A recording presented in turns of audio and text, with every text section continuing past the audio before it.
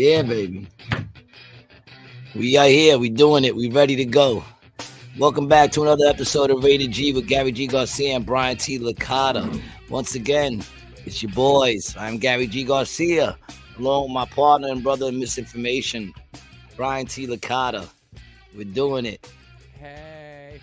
It's good to see you, baby. It's good to see you too, dog. What up? Chilling, man. I think we're basically on time today, right? 3 minutes off. That's on time. It's the closest to on time we've been in a long time. And now that's on time. Anything 15 minutes. That's what I go by. Once you pass 15 minutes, you're late. Got it. I give a 15-minute leeway. That's nice. And then we gotta start taking money off here. My daughter Jasmine, big up to my daughter Jasmine, who was there for me today to let me vent. Oh, that was nice. Yeah, I mean, I didn't want to, but she's good. She's a great listener. Nice. Big up to you, Jasmine. Love you. Glad you're here. Yep. Shout out. And I don't just mean on this show. I mean on this earth. How you feeling today, man? I'm good, dude. I'm good. I'm in San Francisco. As people can probably tell, because if we were in the same state, we would be doing the show in person, and it'd be much later as a start time. But yeah, dude, I'm back here. I had my landlord come in today, and he just like did a pre-inspection to just see if I had to fix anything, which I didn't. There's just some scuff marks on the walls and shit, but they're gonna paint the place, so it doesn't matter. Yeah, I got woken up by my by one of my landlords. Apparently, I have more than one. Mm-hmm. I didn't know that, but I got woken up by him, and the rent war continues. Uh-oh. The rent war? It's back? Yeah. It's back on?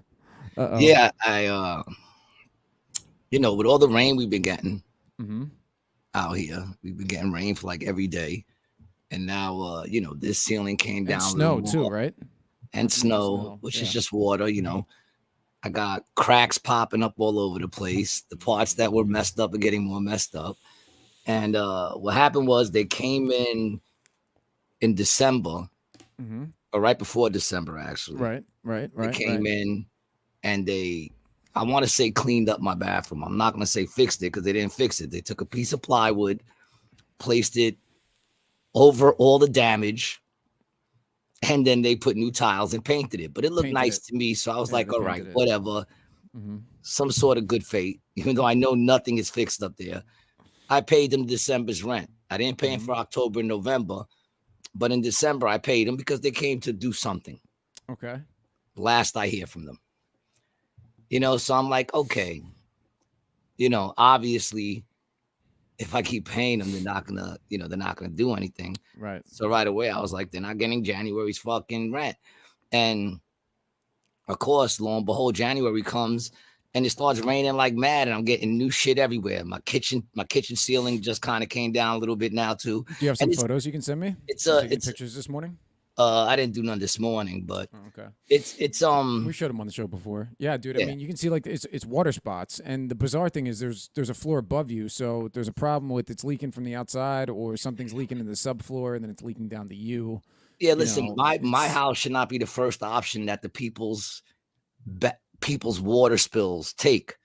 You understand what I'm saying? Like, if these dudes fucking break a glass of water, it comes into my fucking apartment. No, there's something wrong with that. I'd be afraid if I was you, if you were just gonna fall through, dog, to the next floor, fall through that shit, Nah, man, hold on, I'll show you right now. I'll send it to you right now. I go into my kitchen, and when I go into my kitchen, I see this. Hold on, I'll share it to you right now, Brian. It's fucking insane. Oh, it's really insane. And then I'm like, yo, dude, this didn't happen overnight. No, I sent it to you on a email. I mean, text. Okay. Yeah, we're going live on Instagram right now. So if you got anything to send me during this show, text it to me. So say what up to our people on Instagram. Big up to all our people on Instagram, whoever's there, if anyone's there at all. Rumble too. And of course, Rumble, man. Big up to Rumble, and big up to Buddha for getting me this hat. Shout out to you, Buddha. Yeah, but you just decided to get me a hat. So what is it? I can't. Is there a logo on it? Yeah, Vans. Oh, Vans. Nice. Yeah, man. I mean, I don't really rock Vans, but it's, you get Vans and some lollipops, and you have a good weekend. yeah. So anyway, I send them the pictures to the bathroom, and of course, nothing. They don't return any kind of comment or nothing to me. So I'm like, fuck them. They're not gonna get January's rent. There you go. So that's this up That's here. that piece right there, and then the other picture I just sent you. That's to the left, and then over my sink. That's over my sink. That's all new, dog. Yeah, that's all new. Right. So that's not good. So not even a response, right? So I don't pay I'm like, fuck it, I don't pay January's, right? And the dude calls me today, and he's like, so what's going on, man? You're not paying rent. We're gonna have to figure something out. I'm trying to talk to the building, and it's a problem with the building. And I'm like, I get that, but that's not my problem. Correct. And I said, and the truth is, dude, this didn't all just happen overnight. This is an accumulation of years and me paying you through it all. Like every time something broke, I sent you a picture and I still paid you the rent. Right. If something else happened, I sent you a picture, paid you the rent. But now I'm seeing all this accumulate, and I'm like, you know what, dude, go fuck yourself, because obviously you're not going to come and fix this. And so the dude's talking to me. We're going back and forth a little bit about what's going on. This is the owner of the place? It's the guy who came to my house that time, who I only met that time. I know my landlord to be Yehuda. Okay. Right? So who came to your place? Some dude, his partner.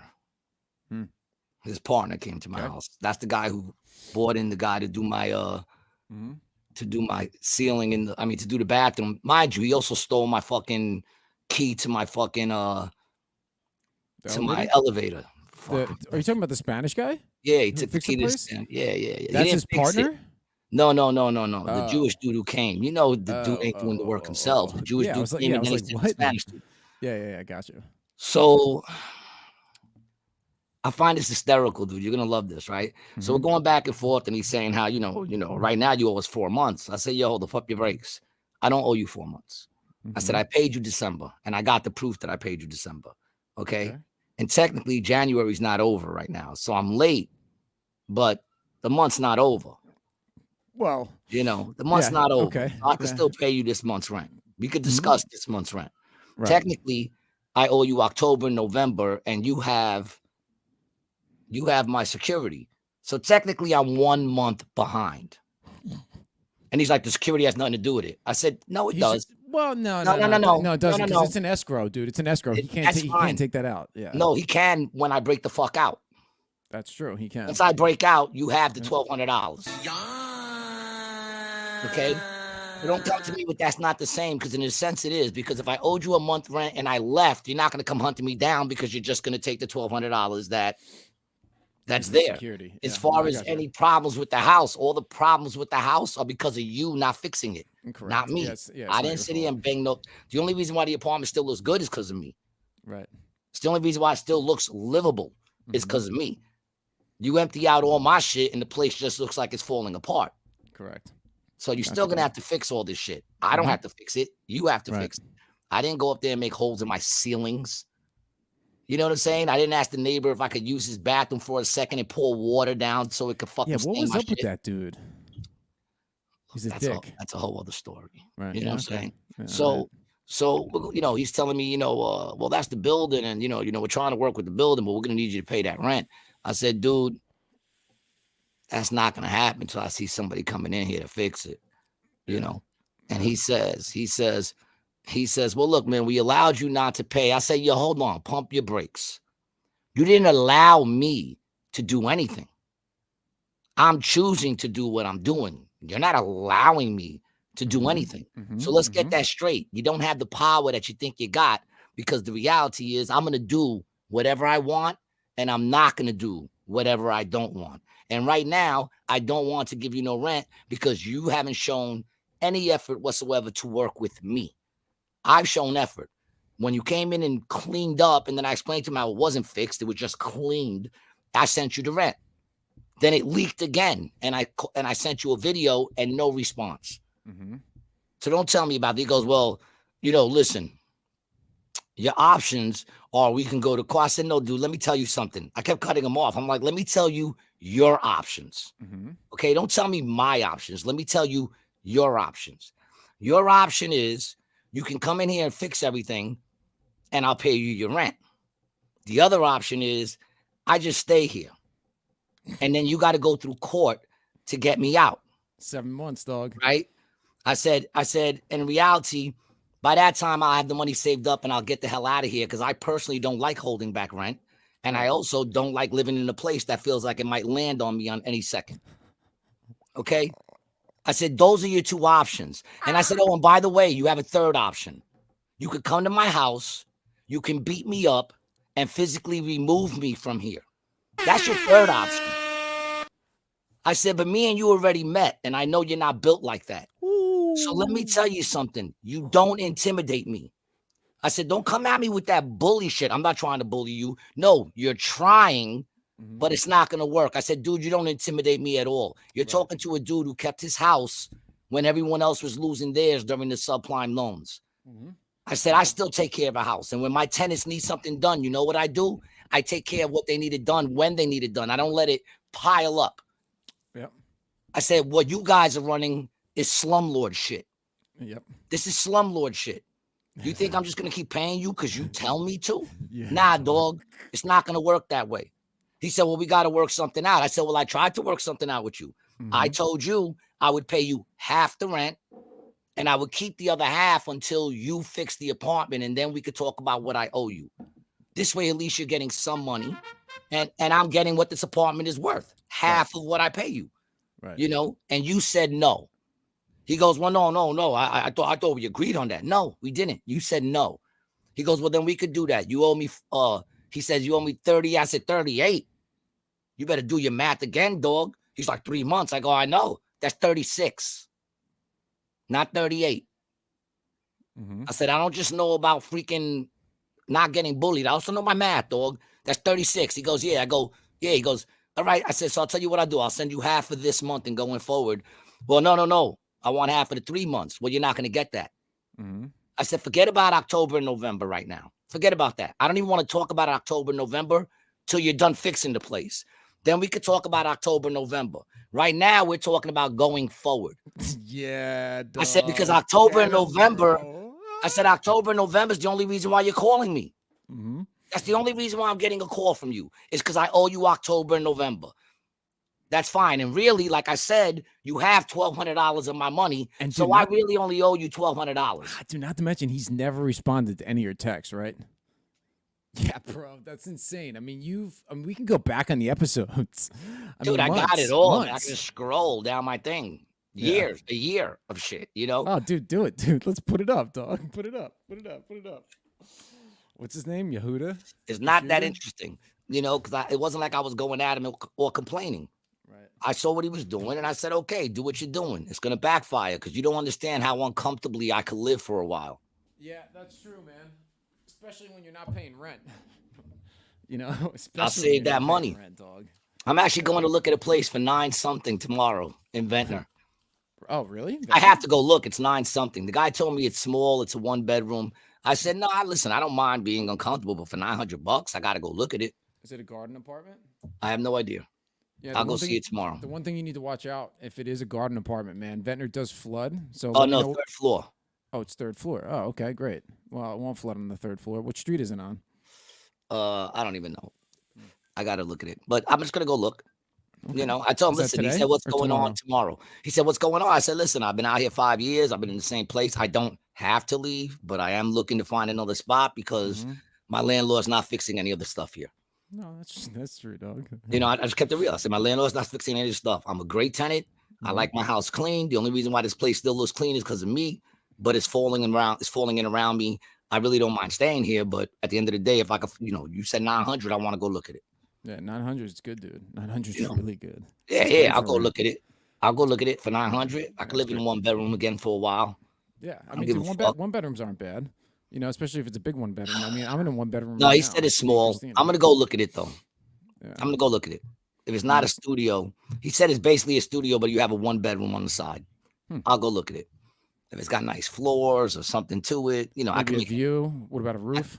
I can make it very comfortable for myself. I've done it to basement apartments, so you know what I'm saying. Like I'm not worried about it. I don't know, but they don't care about the cat. which is a plus. Mm-hmm. You know, Mama's got to go. Go so with you. That is. yeah, no doubt. Mm-hmm. So like we're going back and forth, and I told that dude, I said, look, man, if going forward you want, I'll give you half the rent. So that I'll show. I said to him, look, I want to show good faith. So in good faith, I'll give you January. Mm-hmm. I'll give you half the rent for this month since we're still in this month and we're talking about it. Because Mm-hmm. once January goes and we didn't come up with no deal, then guess what? Forget about October, November, and January. Let's start talking about going forward here. Mm-hmm. Because that's the only reason why you're calling me. Is because I owe you money. I'm not going to give that hand up to you. You got hand. You got hand. I mean, listen, man. I respect what you're doing. I might not even be legally right, but I don't care. No, you're definitely not legally right, dog. But I mean, listen, what this guy is doing too. I mean, you could probably call, Atlantic City. I bet that place wouldn't get a CO right now. I'm Like a morally certificate of right. occupancy. Well, I'm just saying. Of course, you're Oh no, morally this whole building might wind up getting condemned. right. That's what I'm saying, dude. Like they don't, Yeah, But I'm trying to wonder, are they just which I'm doing not straight? trying to do. Is it straight slumlord stuff, or do you think they're trying to? No, listen, there's a problem with the building that needs to be fixed, and they have to go through sublease to migrants. You mean illegals? We don't talk that migrant shit here. King Handles, what's up, baby? But yeah, it's morally correct. I'm on the right side. I don't care. Well, I really don't care because the truth is I don't want to stay here. Like I'm not trying to squat. well, I Trying mean, to you, save up the you money are to get though. out. You Not are really, squatting. man. Not really. I'm willing to work out a deal here because I've been paying for 5 years. Mm. Even through COVID, your rent got paid, dog. So, let's not fuck around. Fuck around and find out, son. No, I mean, listen, man. It's the same thing I did with the house. Come get the fucking house. Hey, boy, come Come get get it. It's me, the same shit. It's son. the same shit I did with the house. And guess what? I still got the house. Yep, facts. At the end of the day, dog, you're going to have to put money into this place whether I'm here or not. You have a tenant who for the most part, is going to pay you as long as you do what you're supposed to do. Yep. Once everything's fixed, you get your shit. If something breaks, I'm not going to stop paying you. I'll keep paying you, and I'll let you know that something broke. And then you come fix it, and we won't have no problems. But if you think I'm going to sit here and let you fucking have me living like fucking, I'm outside when I'm not, you're insane. I don't care. You're dealing with a man who has absolutely nothing to lose. I don't care. For me I hope to you feel get like the spot. I hope you get the spot in Ventnor, dude. I don't like that they place. said I get worried about you, like the ceiling falling down on you. oh, I wish it would. No, dude, don't say No, that. I wish it would. I could use a Don't say lawsuit. that, I could use a son. lawsuit, son. As long as it doesn't make me all, then I'll be fine, man. I'll take some bruises. It's a might rap. It's might. It might. It's the risk we play. But I sleep with a pillow over both sides of my head now. Oh, okay. Nice. Well, that should decrease the bruising from the blunt force trauma. From the blood. Yeah. Yeah, at least we won't have to see your head all black and blue. Exactly. It's a very fluffy pillow. Dude, there was this. But that dude literally tried to muscle me, and I said, "Dog, unless you're gonna come here and beat me up, stop talking the way you're talking to me. I'm not gonna deal with that, and you're not dealing with a dude who gets intimidated. What did he I say don't to get that? intimidated by that. I'm not trying to. No, you are, and I'm letting you know that it's not gonna work. You want to talk to me? We can work this out together as civil adults, but what's fair? Because I'm always down for what's fair. But you're not gonna get October, November till this place is fixed. I don't blame you, dog. I really don't. You're not. Now going forward, I'm definitely willing to give them half the rent going forward because I already know if they're getting half the rent, they're not going to come and fix anything. They're going to take half the rent and just keep it moving. Yeah, that's a good deal. I'll take that deal. I'll take that deal to the ceiling falls. $600. Until a better deal comes by, $600 for a 2-bedroom apartment. Yeah, I know, dude. Yeah, come on. I mean, that's. I'll keep cleaning up the fucking shit that keeps landing on the floor every time it rains. Yeah, that's great, dude. Oh, yeah! And then while I got this dude stress me about this apartment, I got my ex-wife stress me about the house. You really need to do your part in fixing that up there, dog. My part of fixing what? Are you insane? I'm like, listen, Ma, when I left the house, I told you, I leave the house, everything is you until you sell it. The same way if I would have stayed, everything would have been me until I Mhm. sell it. You're living there with your fiance. You know, yeah, it sounds like a new. Well, it's also more than the roof, it's the building. You know, like they got water coming in. It's a bunch of apartments. It's not just my apartment that's even complaining about it. Now, do they You know? own? Do they own more or no? I have no idea what he I owns. wonder who owns the building. I have no idea. Oh, that's the funny thing. You ready for this? So he tells me, you know, we got to go through the whatchamacallit, right? Through the board, right? And I said to him, well, look, man, you do what you got to do. That ain't got nothing to do with me, right? So I tell him this, and he goes, I'm going to call the board or whatever, right? And then he sends me this. Well, he doesn't send me this. I get this. Hold on a second. I get a text, right? All in Spanish. The whole text is in Spanish. I'm like, that's weird. What is this? And it's like, you know, yeah, it says, Hola, soy ELMLYF, is Oficina de Administration, right? So right when I saw administration, I said, well, he just mentioned something about they have to go through the administration, right? So I take that and I copy it because I don't speak Spanish, and I find it racist that they even sent me that shit all in Spanish without an English fucking thing of it, right? And I went into translate, right? So I went into translation, right? Google Translate. And this is what it says, yo. This is hysterical, right? So this is what it translates to.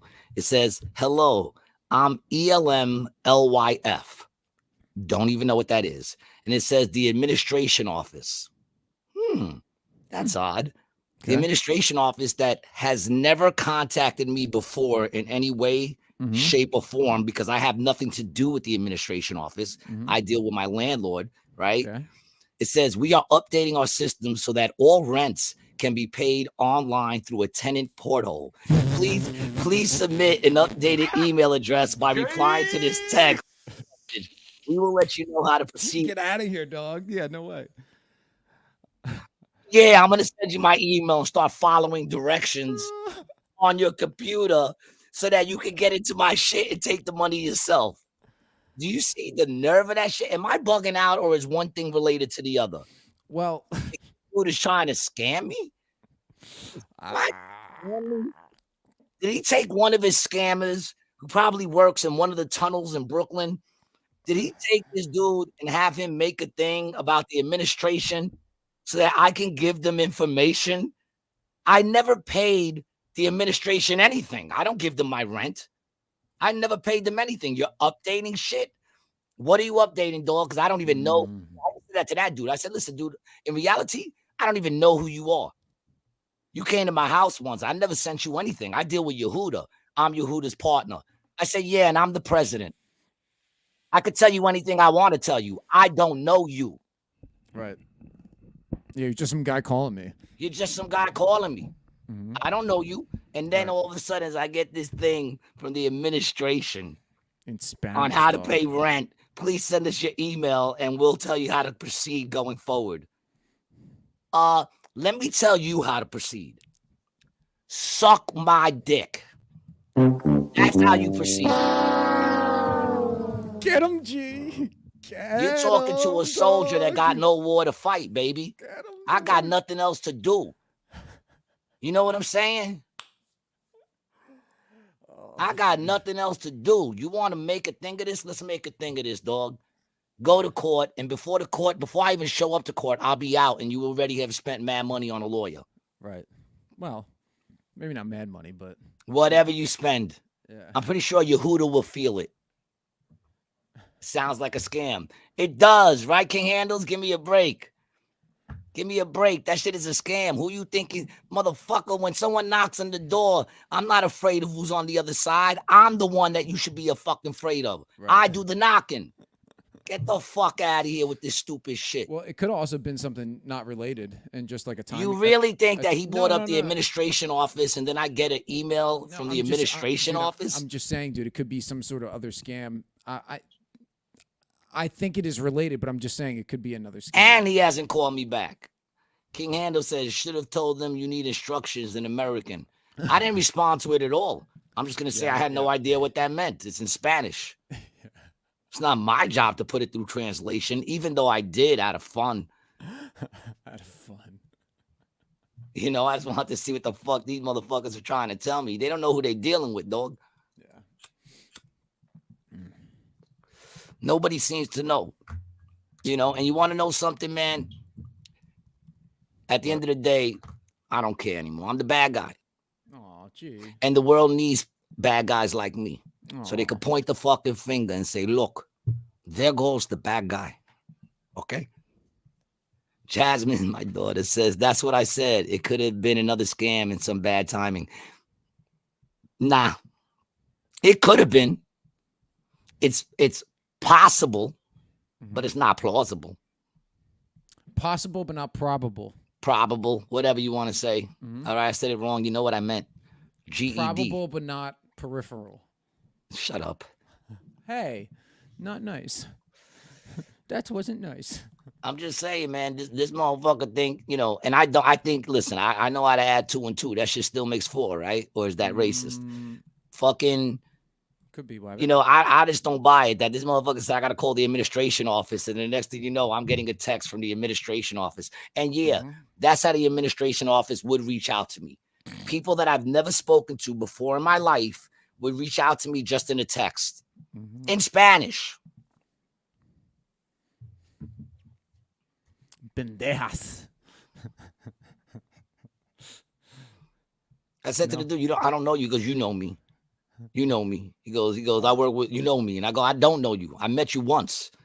He goes, you know me as much as you know Yehuda. I said, I actually know you more than Yehuda because I never even met that motherfucker. But I still don't know you. And by the way you're talking, you don't know me.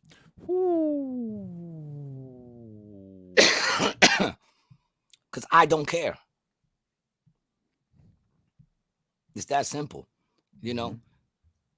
And then, of course, I get a text from the ex-wife who never hits me up. Every time I see it, I'm just like, oh. Talking about pipes are breaking in the back. Yeah, because you didn't take the water out, and now pipes are breaking. Because it's the winter. The administrations, are they with the Gambinos? They better be. If they're looking for any dough, they better be. That's the only way they're getting it. You know? Yeah, about the pipes. I'm like, well, take care of that shit.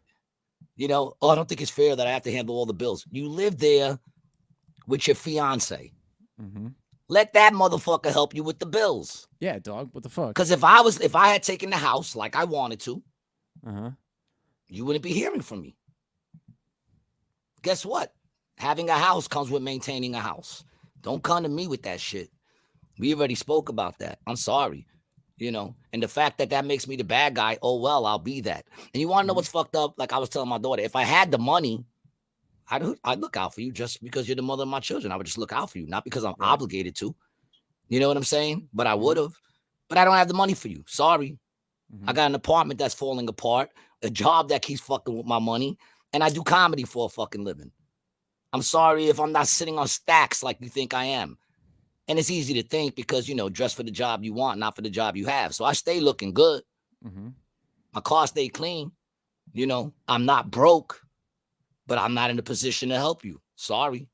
This is going to be a shame. You know, I tell her to talk to my moms. My moms ain't no help. My mom's is the type of Christian that makes you not want to be a Christian. Oh, that's not true. Want to be a Christian. You know, I'm like, yo, listen, man, if we both go to heaven, we can't live in the same neighborhood. Yeah. You got to be in a different neighborhood because she's just like, she hits me up. Did Erica text you or anything? And I said, no, I played stupid, even though she sent me a text. Oh, well, she to me. And I'm like, yeah, well, you know, there's a problem with the house. I think the both of you, you know, thank you, King Handles. But you know what, man? That's not how anybody else sees it. You want to know what my mother said to this girl? What did she say? My mother said, because, you know, I told you my mom's was supposed to die on the 24th. Of December? This year, the 24th, right when we hit the 1st, she was no longer supposed to be here because she's been saying for the last 5 years that God told her that he's taking her home on the 24th, 2020. So for the last 5 years, she's been telling us how she's getting ready to die. And I'm like, I don't want to hear it. I don't want to hear about you dying, man. I definitely don't want to hear about how you just can't wait to die. Where's the Christianity in that? Is that what I want? I want to find Jesus, so I just can't wait to die. Oh, what's wrong with that? You know what I'm saying? That doesn't seem like a good sell to me. You know, Aw. and that's coming from a dude who believes and worships Jesus. And I'm saying this. You know what I'm saying? So she said to my ex, you ready for this? She said, "You want to know the reason I'm still here? It's yours and Gary's fault that I'm still here. Because apparently I've given my spirit up to the spirit of Jezebel, and that she still got work to do. So God can't take her home." I said, the spirit, yo, dude, I can't believe what she just said to me. You're telling me that the reason you're still alive is because of me? Because here's the thing, because God can't do what he has to do in my life without you. You're the one that needs to save me. How full of yourself do you have to be? How much do you have to think you're above somebody? You know what I'm saying? To sit there and say God said he was going to take me home, but he's not going to do it now because I need to do work with you. God doesn't need to do the work. She does. Mind you, this is a woman who I ask nothing from, who I'm the only one who answers her calls. I'm the only one who goes to visit her once a fucking week. And I'm the reason. I'm the bad one. And then I realized something. It's so funny because I've talked to you before about how my cousin Denise blames me for the death of my cousin Nikki, who died of cancer. But I'm the reason he's dead. Right. My mother's the reason. I'm the reason my mother's alive. Dude, I didn't realize how much power I have. Okay? I have so much power. All you motherfuckers out there that want to make those comments of how much of a dick I am, you better watch what the fuck you say, because I'm dealing with power. Apparently, I have the power to take life and keep it. I'm the reason why motherfuckers die and why people stay alive. I'm the reason. Fuck around. I'll have you live into 1,000 if you hate life. And if you love life, I'll take it right from you. Because that's the power, apparently, that I have. Get the fuck out of here. Serenity now! No, when you want to know what kills them? You want to know what kills them, dog? Check this out. You ready? Because I know I'm venting, but you ready? I'm not ready, dude. I'm not ready, but let's hear it. What kills them is I don't care. That's what kills them. It totally destroys them that I have joy, that I don't care, that I still manage, you know? Yeah, Gary, the landlord's blaming you for the roof as well. It's right. That's true. He thinks I'm out there pouring water down. Michelle. We miss you too. Thanks for watching. I don't know why you're not getting, I don't know why you're not getting them, Michelle. But I'm glad you're here today. My daughter said, if it costs you your peace, it's too expensive. Exactly. And I was talking to my daughter, yo. That's what kills them all. That's what kills them all. That no matter how much they try to steal my peace, the minute I'm off the phone with them, I'm like, okay. Listen, at the end of the day, I don't care. At the end of the day, I just, I'm going to go tonight and make people laugh. As a matter of fact, I'm probably going to talk about all this shit and just make people laugh off of my venting. Yeah, I mean, dude, that was like 25 minutes. All you are is 30 minutes in. All you are is material, and that's not even worked. Wait till I start making it funny. Okay, dude, it was funny. It was funny. But I mean, you make it like really funny when you work on it. Yeah, it's gonna be nuts. I'm the reason that she's still alive. Yeah, that's isn't that amazing? Yeah. Well, you give me no, Mom. Too. The reason why you're still alive is because you're healthy. Yeah, dude. She's great. Healthy she's like 70, as a rock. Yeah. Maybe what you need to do is start doing some drugs or something. Start drinking. Start fucking with your kid. Start breaking something down in you, because you live such a good life. Everything still works extremely well. You're like a fucking vintage car that got maintained perfectly and still runs well. If you want to go, you're gonna have to crash that into a wall or something. Yeah, dude. I mean, she looks like she could hit 90, no problem, dog. No problem. Yeah, yes, breeze past 90 and still do double dutch. Yeah, I'm the reason. No, you're too healthy, Ma. Once you realize you were going, you should have started breaking yourself down. Come on, man. That's what I've been doing since. That's what I've been doing. Yeah. Believe me, when my time comes, I'm gonna have no problem walking to the other side. I'll skip. King Handle says, It was today that I realized Gary helped Tupac right hit him.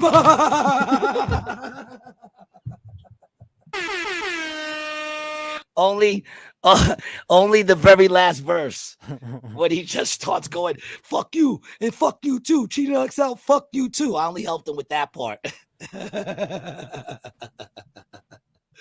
None of the actual rhyming content, just the venting at the end. But it's fucking insane, man. And here's the thing, people. And you can hate me too if you want, but that shit ain't gonna get me down. I still have joy. Mm-hmm. You know what I'm saying? I got joy in the struggle. I got peace in the storm. I got strength in the battle. I don't want anymore. I'm a child of heaven, and my hope is secure. I got joy because I got Jesus. Woo! Gave me beauty for ashes. Turn my life around. Don't fuck with me, dog. I've been in the worship mobile for too long. You know what I'm saying? To let these false going on, dude. To let these false prophet heathens try to bring me down.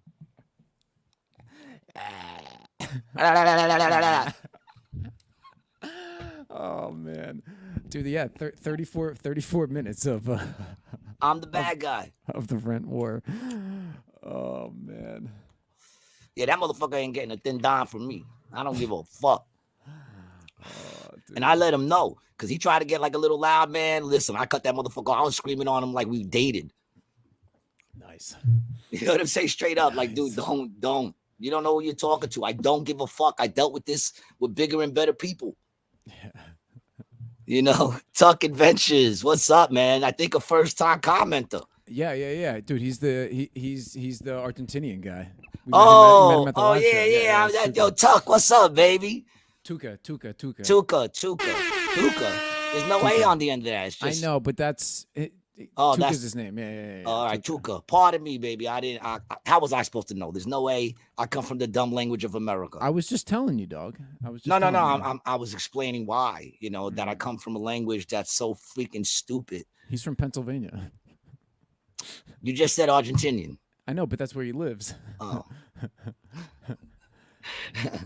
Everything's good with me, man. Haven't you been listening?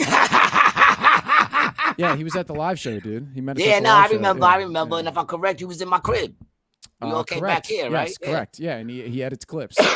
yeah, I remember. Mm-hmm. Shout out to you, Tuca. Thanks for joining the show. Big up to you, Tuca. Mm-hmm. Yeah, Tuca. Actually, both names sound cool.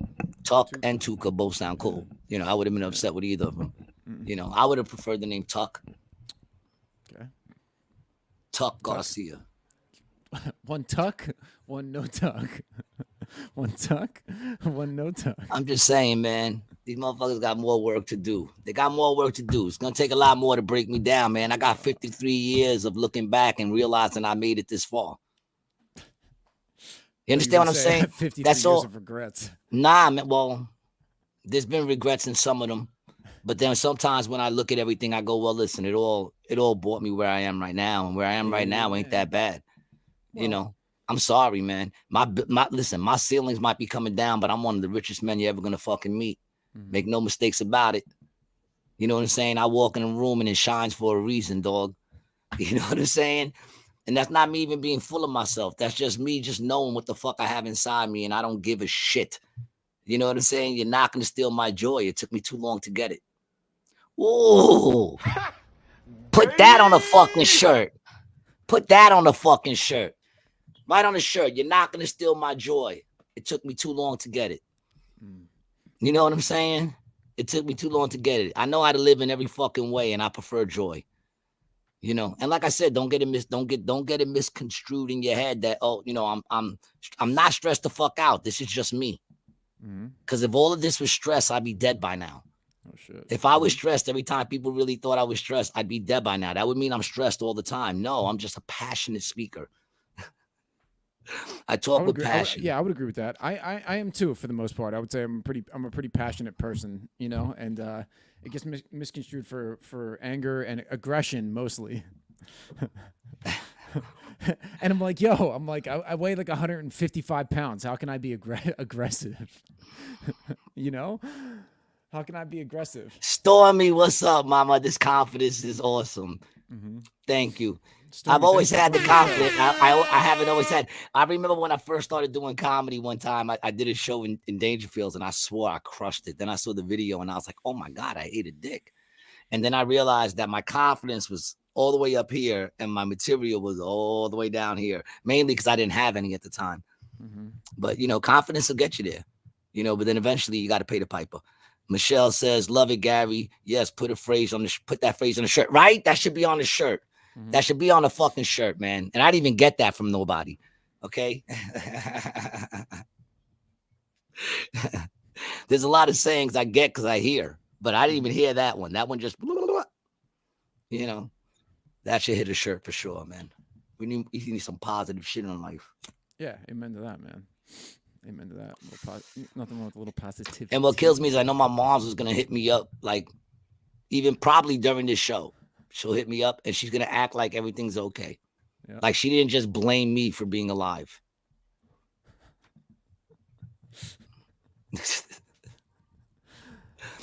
And here's the thing: not thank me for being alive, blame me for being alive. Well, it is. It's my fault. Dude, I don't even know how that's your fault. So what, is she supposed to save you? Is that what it is? All I can tell you is when people stick their nose in my business, it never helps my business. And it's not good for their business either. You know what I'm saying? Like, in other words, you know, it doesn't do well for my business when people get into it, but it does even worse for theirs. Yeah. And I'm not a person that, listen, I'm the type of person that if I, you know, to make somebody feel a loss from me, all I have to do is remove myself from their presence. Yeah. That's it. All I have to do is remove myself from the table. Dude, it's like when people say stuff about like our clips and stuff, it's like, stop watching. Turn it off. It's easy. Hit pause. Listen. I mean, I don't think you should. I think you should listen to our show, but I'm just saying. I like when they do all that dumb shit because I just laugh. Yeah. Because I'm sitting here, no matter how, and sometimes there's some good ones. They make some good disses on me. But sometimes I just sit and I go, you know, what's worse? That I get online and I talk shit with my boy and we say, listen, if anybody wants to listen, feel free to join in. And we have listeners who listen who, not for nothing, I consider y'all friends. I went from having a conversation with just one dude to having a conversation with many at any given time. And I love you guys. You know what I'm saying? King Handle says, whenever I get hit with a hit 'em up rant from someone, I assume they're going through something that has nothing to do with me. And you know what? You're probably right. You are, dude. Yeah, you're probably right. Like I said, all that shit that they're bringing at me is only because they're upset that I'm happy. I'm not supposed to be, nor do they think I deserve it. Stormy says haters are actually just fans with a different attitude. Stormy, thanks for sending your friend Jake. Also, Jake, I can't remember his last name. Hell You yeah. sent your friend Jake over to the show, so we appreciate that. We appreciate that. But like I said, to me, it's just a conversation. I don't care. I look at it like this. I'm just having a conversation with my boy. You took the time out of your day to watch enough of it to form an opinion on a 20-second clip, and then to get on there and comment about it. I mean, listen, you gave me more love than anybody. You gave me more love than my mother. My mother wouldn't even comment to call me dumb. She'd rather say it's my fault she's alive behind my back. Jasmine Summer said, misery loves company, unfortunately. Well, I mean, I get it, because when you're miserable, it's nice to have someone to be with, right? That's why we started the show. Exactly. But you know what's so funny is I'm ranting probably more than I have in a long time. But am I bugging? Dude, and for longer. But am I bugging? Do I not look relaxed? You might be, Wabbit. You no, might be you haven't let me finish. Do I not look relaxed? You look stoned, yeah. Nah, I'm relaxed, dog.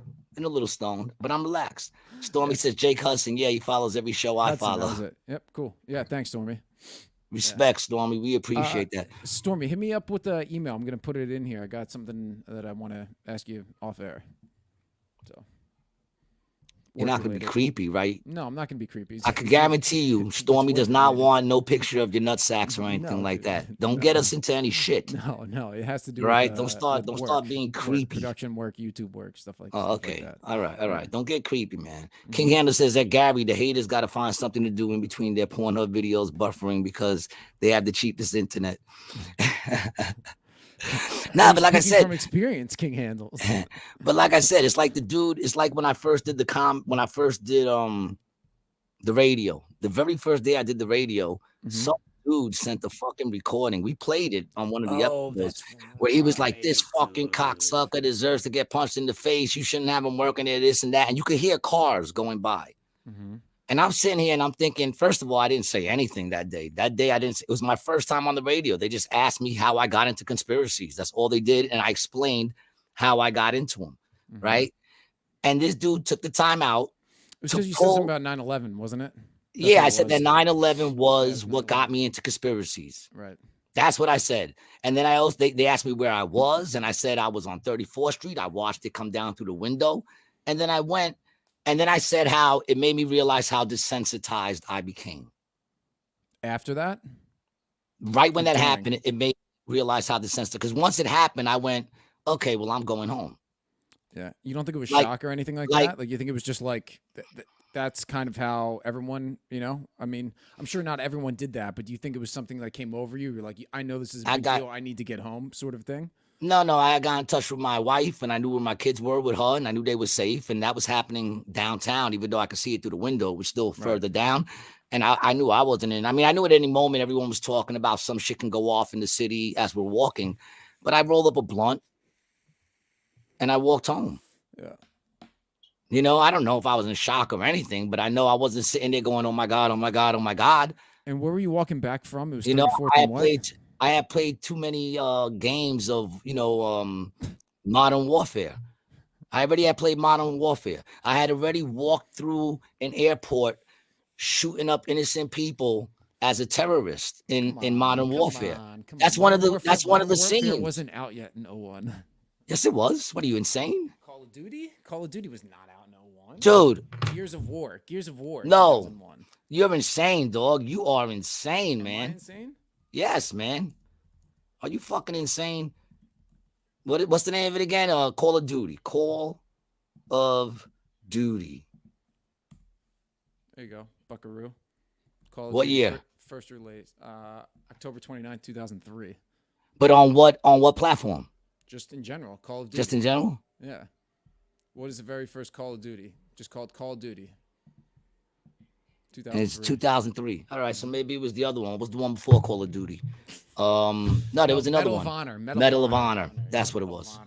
But either way, I was already fucking shooting people up and killing people. And, at that point, you're just desensitized, I had been watching fucking shit since I just noticed the other day, fucking Death Wish, 1974. I went and saw it in the movie theater with my fucking father. So excuse me if death and destruction just didn't hit me like it hit everybody else. That No Russian Mission was in 09. I'm not giving you a hard time. Yeah, I know the mission was that was a later mission. I know that. But the point I was just strictly trying to make is that I've already seen so much murder and mayhem by that time. It was like, okay, this is fucked up. Mm-hmm. But, I knew I couldn't do anything. Yeah. So all I could do was go home, take care of my family, and see what's going to happen. And that's what I did. 99 was Medal of Honor.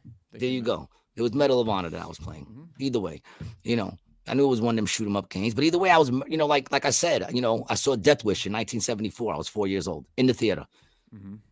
So it's like, I'm sorry if, it's not that I don't feel it. It's just that I saw Death Wish. The Exorcist when I was like 14 scared the shit out of me. It still does. Seen it since. Yeah, it's a horrible movie. I mean, Death Wish. Movie. Listen, you want to know how desensitized I am and how desensitized I became? I remember when I went to see Death Wish in the theater. Now that's 4 years old. I didn't remember how old I was until I looked up when it came out, and it was in 1974. Yeah, 74. Yeah. So that means I was 4 years old when I saw this in the theater, because I know for a fact I saw it in the theater. I spoke to my brother about it. He was there with me. We saw it in the theater, right? And I remember thinking that the scene for me to see this shit, dude. What happened at 4, bro? He just really wanted to see it, and he had a he wanted to see it, and he had the kids. Yeah, and he had the kids. So, I remember that scene when they assault the daughter, and I'm not gonna use their words. I'm just not gonna try to say it if I don't have to. But when they assault the wife and the daughter, I remember thinking that the daughter, that was the most brutal assault scene I've ever seen in my life. It disturbed me. I was sitting there watching it 4 years old. It was brutal, brutal, right? And to this day, I was like, that is the worst assault scene I've ever seen in a movie. That's how I felt. Then I just saw it the other day. And I was like, that actually wasn't that bad of an assault. They actually didn't even go full blown into the. In my head, when I was 4, she got tossed around to everybody. Then I watched it and it was like, oh no, the mother got to the phone and they wound up running out before they actually. It was implied. Before they actually got deep into it. I mean, they were assaulting her, but like they didn't. In other words, there was no penetration or nothing like that. But in my head, at 4 years old, it was the most brutal thing in the world. Right. Now I watch it now, I'm so desensitized. I'm like, oh, that's far from the worst, man. I mean, the one with what's the name on the pinball machine was much more worse than that. You know what I'm saying? Then you sit there and start to like look at what's worse. That don't you see how rotted that makes my brain? And everyone else, it should. If you're a normal person, that means it rotted your brain too. But I mean, I can't speak for you. I can only speak for me. Listen, I mean, you know, you are what you are what you eat, and you are what you eat. You know, it's you are what you eat. Yeah, it's about what you what you watch, what you surround yourself with, what you feed your spirit. I say this all the time. Your perception is the reality. You know, whatever you make, you know, your perception on things. That's what that's what reality is. Nah. Yeah. Nah. Yes. See, because perspective, that's dog.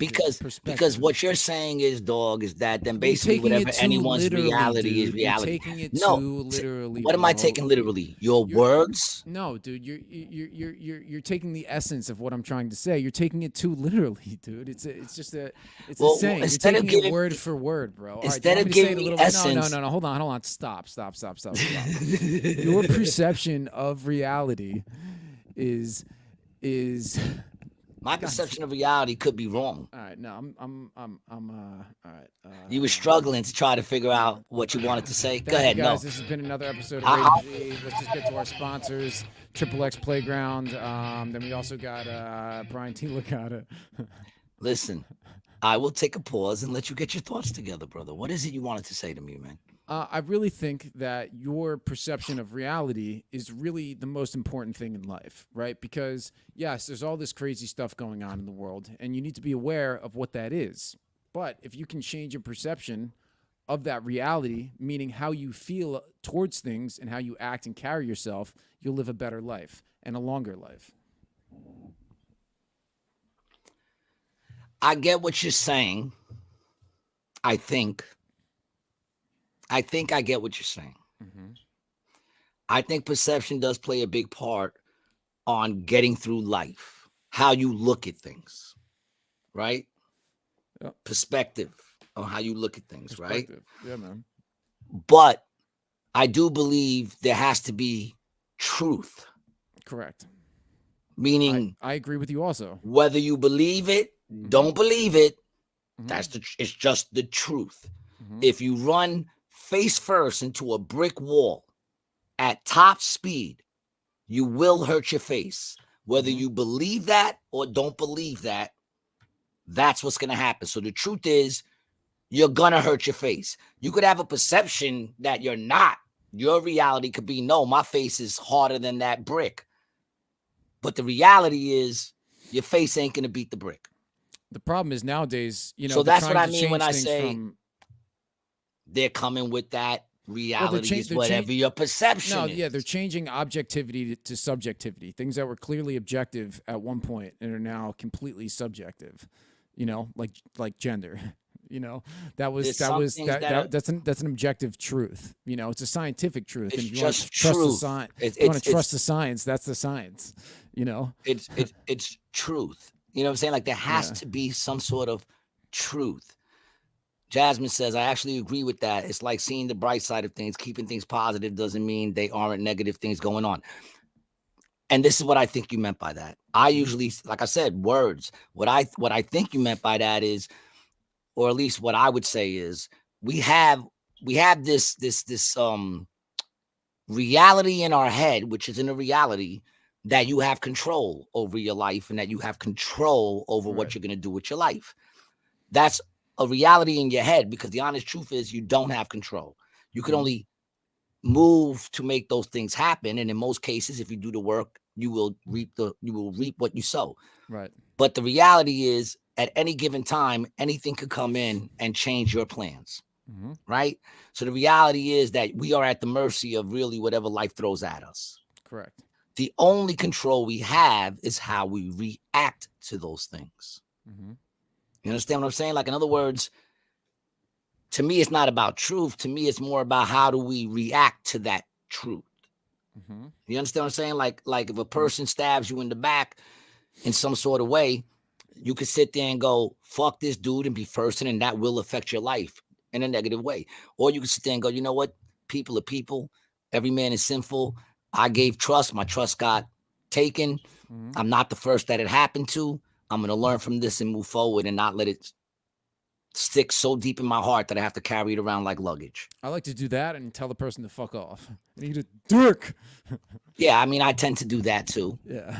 You know, but I'm just saying, like, because like there is I a just gotta let reality. people know, dude. If you're gonna lie to me, dog, I'm gonna fucking let you know that we have a problem. You know, and then I'll let it go, and I'll never, talk to you or trust you again. If I need to do something with you, I will, but most likely not. I mean, That's how I keep it. To my extent, if you're gonna lie to me, just lie to me good enough that I could believe it. Or that you're not gonna find out. If it's for my own good. Sometimes people lie for their own good. 90% of lies men tell women is for the woman, not for the man. I'll give women 10%, but 90% is just to keep the woman happy. And a good woman will want her man to lie to her. She just wants him to be a good liar. You know what I'm saying? I saw a lady saying it the other day. The guy said, if I love you, then I can't lie to you. She said, if you love me, you better lie to me. She said, because you go out there and you go to work every day and you treat all these people with smiles and you treat them all good and you give them the best of you. But you're lying because you really don't care about those people. But you're lying. If you could lie for those people, lie to me. Just make it believable. My father always told me. Don't come home and give me the worst of you. You know what I'm saying? If this is the real shit, if the real shit is me, that's what I try to do. That's why I say I'm only good in a relationship for 3 days. Yeah. Because I could only keep the facade up for 2.5 days. Mm-hmm. And I'll let you get a little taste of that third day where I start tweaking and becoming the person who says whatever the fuck he has to say and don't give a fuck. You understand what I'm saying? So the best of me is for those 2.5 days is the best of me. That's how long I could keep the facade up, that everything is great, everything is groovy, and everything is moving forward. Mm-hmm. And although that might be the truth, the real me sometimes goes, I'm just human and fuck this person and fuck that person. I don't want to hear it. Don't touch me. Get away from me. Can't I just fucking breathe? But yeah, lie to me. I always say it. Lie to me. Make me the other man. Don't listen. If you fucking around on me and that person's getting the good you and then you come home and treat me like shit, that's even worse. I prefer you come home and pretend that shit never happened and treat me good out of your guilt or something. But at least I'm getting treated well. Mm-hmm. Yeah, dude, I'm trying to find something here that kind of relates to what we're talking about, and I can't find the video. I might have sent it to you, but basically it was saying that each person has a public life, which they show people, semi-public life, which you and your close friends have, and then a private life that no one really knows about. And to a certain extent, dude, you never fully know somebody. Like no one has it all out there. They don't. In a way, we all take a little risk at some point, right? You never know somebody till they're tested. Mm-hmm. And the truth of the matter is this too, man. Like you could have a friend that's been tested a million times and always pulled through. And then on that 1,000,001 time, he lets you down. Yeah. And then what? Like I look at that shit the other day. I was watching this movie with this couple. They were happy and whatever. And then the sister broke up with a man and moved in with them. And the sister, older sister goes with the dude to some event because the wife had to go somewhere with the son, and she fucking roofies the husband. She throws Molly in his drink. He doesn't want to drink. She has him taking shots. He's like, and taking shots. Then she throws Molly in his drink, fucks the shit out of him. Yeah, fucks the shit out of him. And then she's a psycho. She's like, you supposed to be with me. Fuck me. He goes, what do you think? I'm gonna break up with your sister? And she's like, yeah. She's like, I've always loved you. I want you to be with me. And I knew she was a hater from the jump because she's one of those people like, oh, you're always so happy. And who is She this? told her sister, you're always so happy. Oh, you got everything going good in your life. And it's just like, not everything. We have arguments. Oh, no, you got the perfect life. That's a hater. That's a fucking hater. You know what I'm saying? Saying, oh, you're so perfect. You're so this. So now what happens is, of course, the wife finds out after the husband tells her, because he should have told her from the jump. My attitude is no one can hold me hostage. The minute that bitch started acting crazy and started letting him know that was just a mistake and it will never come up again, the minute that happened, I would have been like, listen, man, me and your sister banged. And I don't know how it happened. I don't even remember the night. She must have slipped me a Mickey. Yeah, oh. That's it. Sorry, deal with it there. But no, he keeps lying and lying where it becomes this big thing and he eventually has to shoot her in the chest. But that's besides the point. The point that I'm trying to make, a show you were watching? It's a movie on Netflix or Vudu or something. But the point I'm trying to make is when she found out after the husband told her, she left him and wanted a divorce. So the minute that one thing happened, right? Even though you took the vow, better or for worse or whatever, but the minute he fucked up, forget about the house, forget about the car, forget about how did I become so lucky? No, I'm the lucky one. Forget about the kid. Forget about all the good things, all the time you ate dinner, all the time you hit that switch and the light went on. Forget about all the good things this motherfucker did to you. But because your sister whore fucking managed to fuck him one night, and even if she didn't drug him, even if he happened to fucking slip, the bitch was hot, right? Hey. So even if he happened to slip because she threw herself at him, like all that goes out the fucking accident. Window. All that other shit goes out the fucking window, and that's the norm. 80% of divorces come from women, so that's the fucking norm. Fuck everything you ever did for me. You fucked up. You gotta go. I don't buy it. I don't buy it. I kind of think on honestly, divorce. My opinion on divorce is cheating's really the only justification for it, in my opinion, one way or the other. Because well, I mean, even Jesus gave you a slide for that.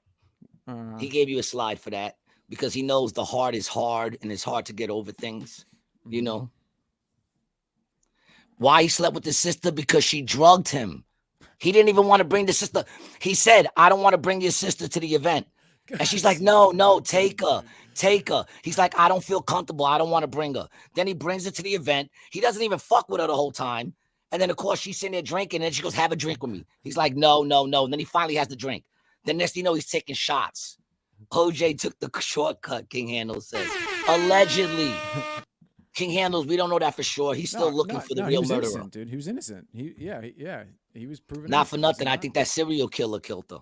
What the serial killer? There's a movie called My Brother the Serial Killer. It wasn't a movie. It was a documentary. They only showed it once on whatchamacallit. And if you look it up, there was a serial killer who is now dead because they put him to death. But he took responsibility for that. And it wound up he used to work for the Shady chick. That chick that knew a lot of shady people. I forgot her name. Resnick. What was her name? Resnick. I can't remember the name. Yeah, it was sounds familiar, dude. It was OJ's wife's friend who was very shady, which is that raised some questions. She was very shady. He apparently knew her, right? Faye Resnick, was that her name? Glenn Rogers is the guy's name. The cross-country killer. Yeah, Rogers. Yes. Murdered over 70 people. Trying to find. What'd you say, Jay Resnick?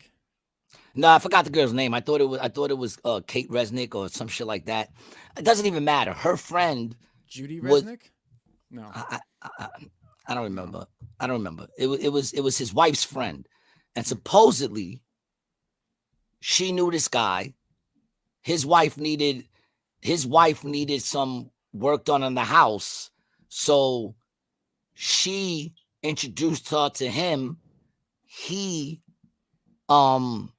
did the work with some other people. He worked in her house before, so he did come across them.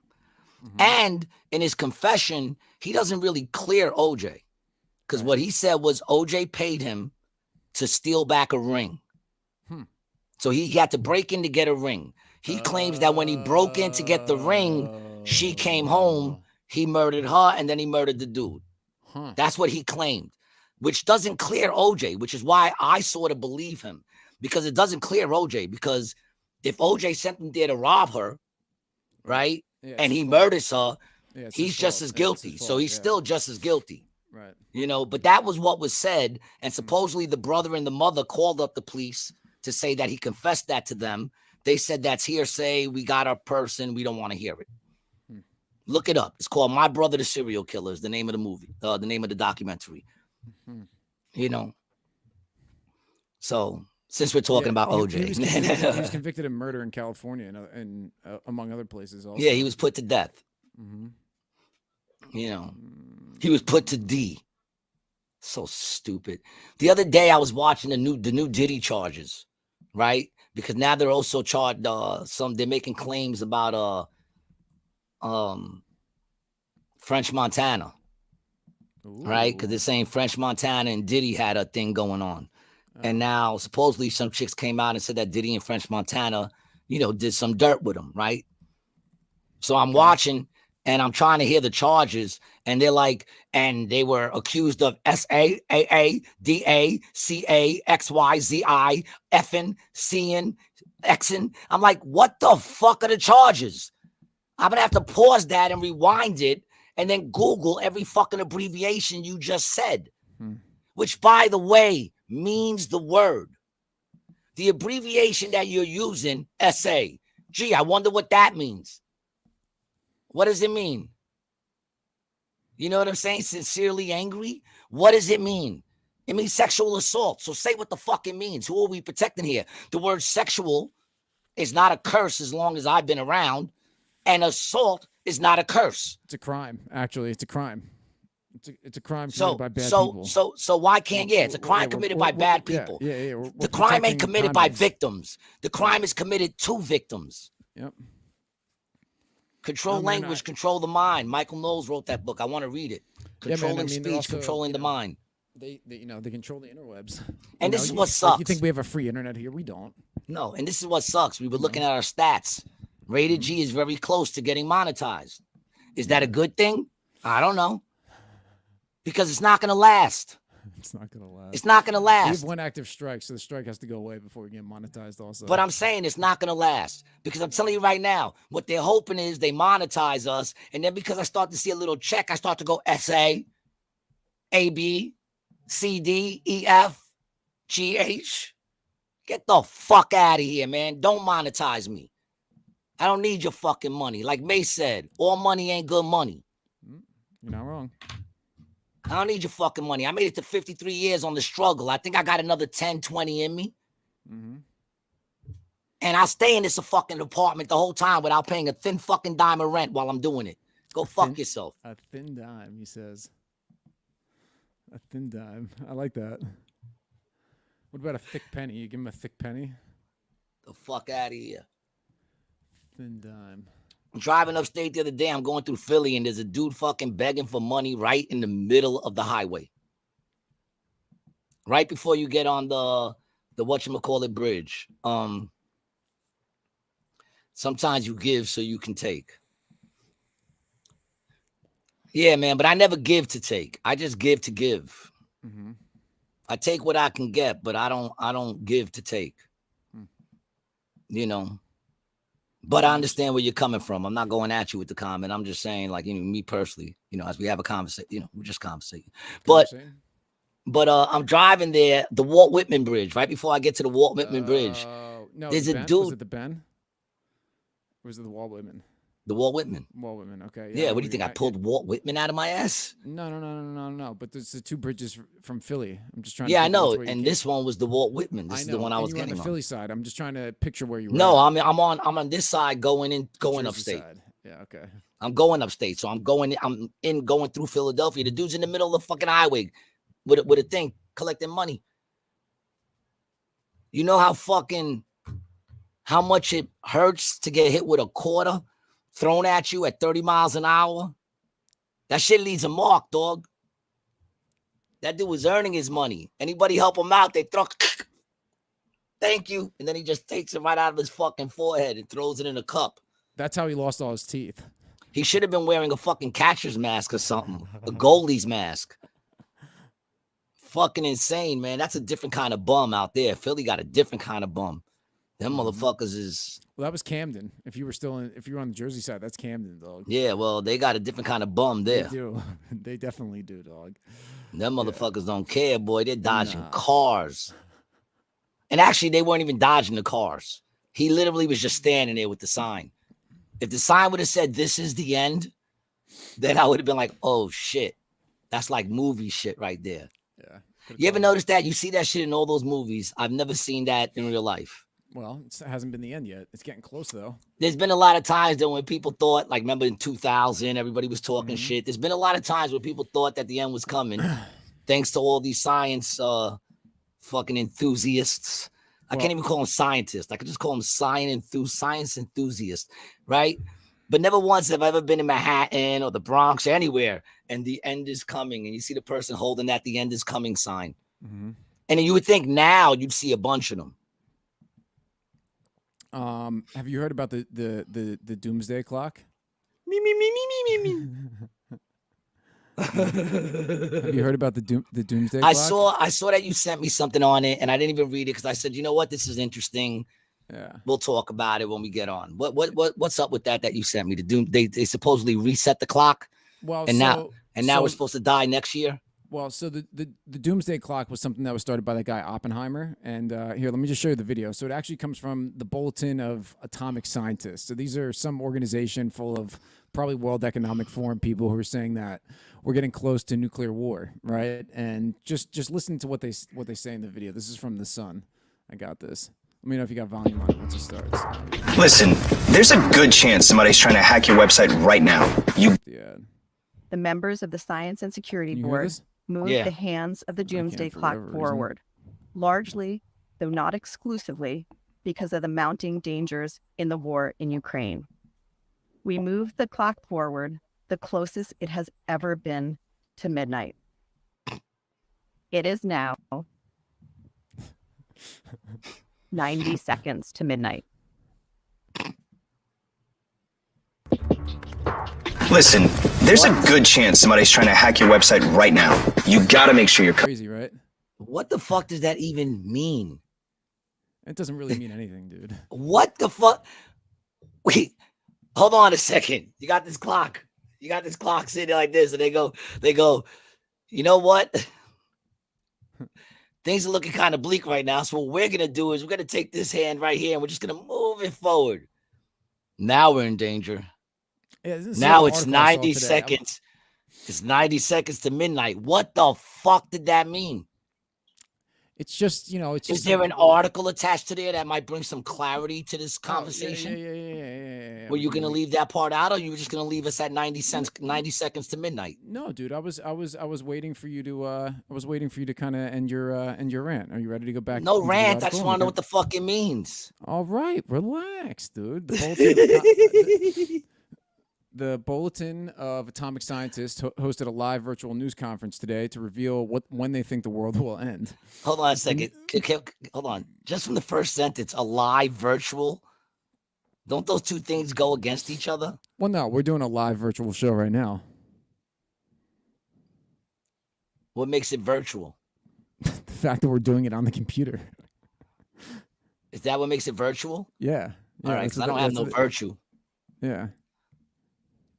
All right, whatever. Go ahead. I just found that weird. Live virtual. All right. The new time was unveiled in Washington, D.C. this morning. The time is now set at 90 seconds to midnight. Well, it actually says it is 100 seconds to midnight.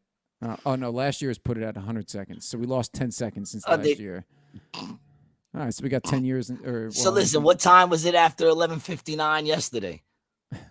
It was at 100 seconds to midnight. Now it's 90 seconds to midnight. All right, so the new time, 90 seconds to midnight, is the closest the clock has ever been to suggesting that the end of humanity will happen soon if no action is taken.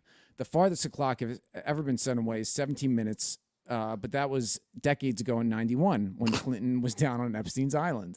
Before the reset, rumors swirled that the Russia-Ukraine war would move the time on the clock closer to midnight.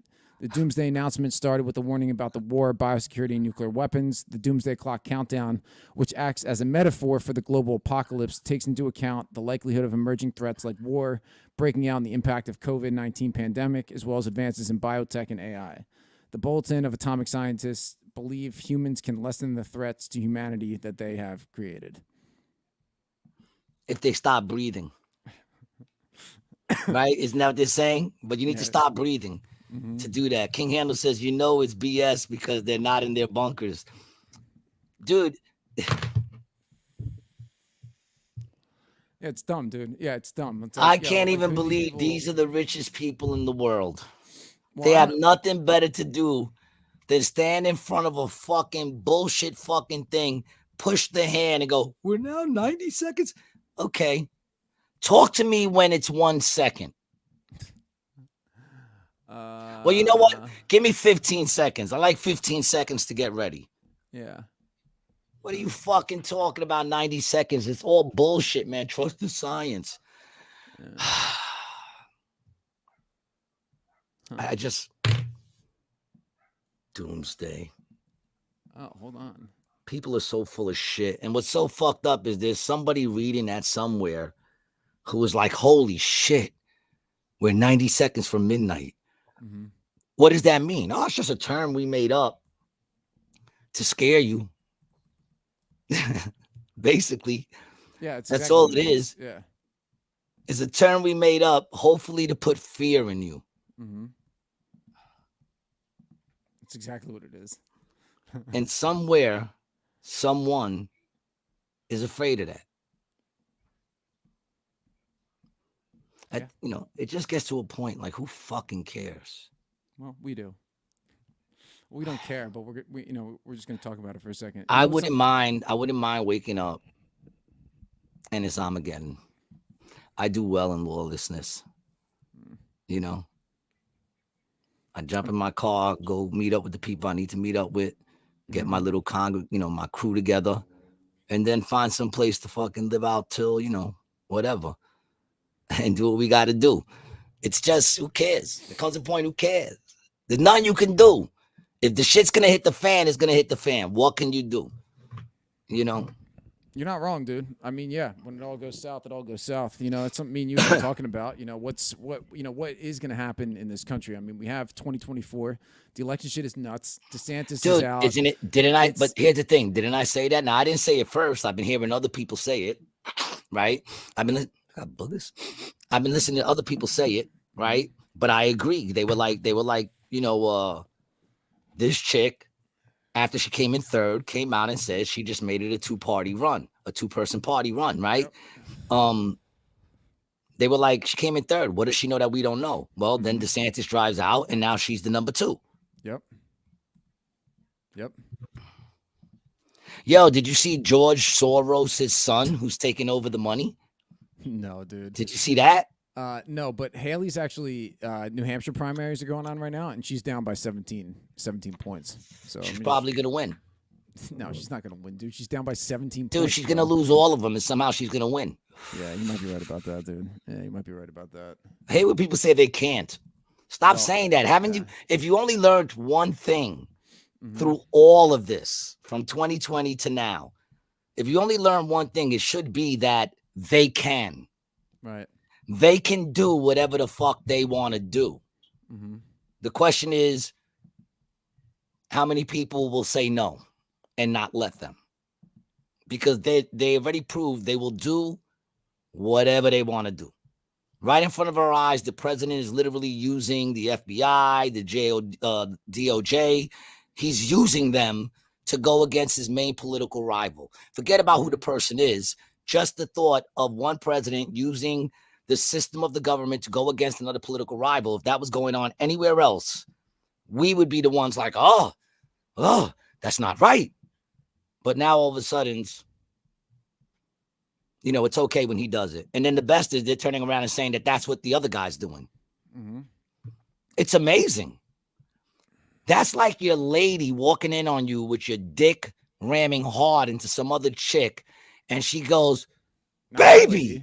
And then you turn around, and then you turn around and you go, bitch, what are you doing cheating on me? How you gonna be fucking, you sitting there like this, bitch, how you cheating on me, bitch? How you gonna go out there fucking other people? What's wrong with you? And you sitting there fucking a bitch right in front of her. That's what they doing to people. They ain't doing it to me. I'm not buying what they're selling, but there's a bunch of people out there that are buying what they're selling. They're getting fucked in the ass with no Vaseline. Just a little bit of what is it? Just a match and a little bit of gasoline. Big up Ice Cube. Alex Soros posts photo of bullet hole and USD 47, sparking Trump assassination theories. Is this what you were talking about? No, what is this? Alexander Soros, billionaire, because you said something about Soros' son. I just wanted to know if you saw his son. Yeah, because his son just took over everything. I saw articles about that, but that was actually back in June. The dude is a dick. Yeah, but let's read this. Oh my God, he's like one of the dumbest motherfuckers I've ever heard. But what's this? What is this? Yeah, I know. Hold on, I'm trying to read it, but you keep talking. Why do you do that? I'm just kidding. Sparked Soros' son, Alexander Soros, sparked Donald Trump assassination theories with this post on X. The Open Society Foundation's chair tweeted the Atlantic article about crime and inflation with a picture of a bullet hole and dollar notes. However, social media users associate the image to a cryptic message that calls for the assassination of Trump. So Soros' son sparked this controversy. Let's see if we can find the tweet. Twitter users theorized that the bullet hole is a sign for shooting, and the notes equaled $47 as Trump being the 47th president. Ooh, interesting. Okay, I'm hearing a commercial. What's up? There's a commercial playing. Oh, there you go. No, it's not. Still playing. Oh, okay. What the fuck? I don't know, but whatever. Go ahead. You can hear it? You can hear something? Now I can't. Go ahead. Okay. Last year, the crime and inflation... what the fuck? The crime crisis largely evaporated, so did the leading theories about what had caused them. So this is the bullet hole, and then 10, 20, that's 30, and another 10 is 45, 6, 7, right? Which is an odd number, especially in these weird bills to have. But then it's, he's posting some sort of, article from the Atlantic that, we'll probably have to get a paywall. Hold on, wait. What did that say? Go back to this. Go back. What it said last year? What?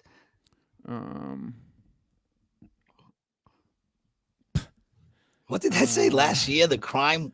What did that say? The bottom. Last year, the crime and inflation crisis largely evaporated. So did the leading theories about what had caused them. I don't know. Is that supposed to be tongue in cheek or something like that, dude?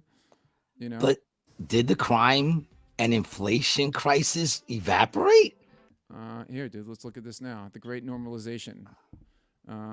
This is the article from the Atlantic. Oh, so this was an Atlantic. Those photos were from the Atlantic article. And it says America entered 2023 with two big problems and two leading theories about what was causing them. Over the preceding 3 years, the murder rate had reached levels not seen since the mid-'90s, largely attributed to reductions in policing following the protest over George Floyd. The inflation rate was even worse, peaking at 2022 at 9%, the highest number since '81. That in turn believed to be the result of Congress and the Biden administration pumping too much money into the economy. Each theory implied a solution to its respective crisis. To bring crime back down, America's cities would have to empower their depleted and demoralized police forces. To tame inflation, the Federal Reserve would have to crush consumer spending by triggering a recession. Both theories now appear to have been wrong. Let's see how they're wrong. Over the course of 2023, police forces kept shrinking, yet overall violent crime rates plummeted to their lowest level since 1960s. That's probably because all the criminals have overdosed on fentanyl. That's why, dog. First of all, they've all OD'd on fentanyl. Can we check that? Because I can't believe that. That can't be true. Yeah. That can't be true. Can we fact check that?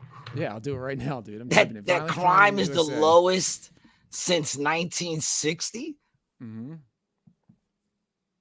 And was 1960 the lowest up until now?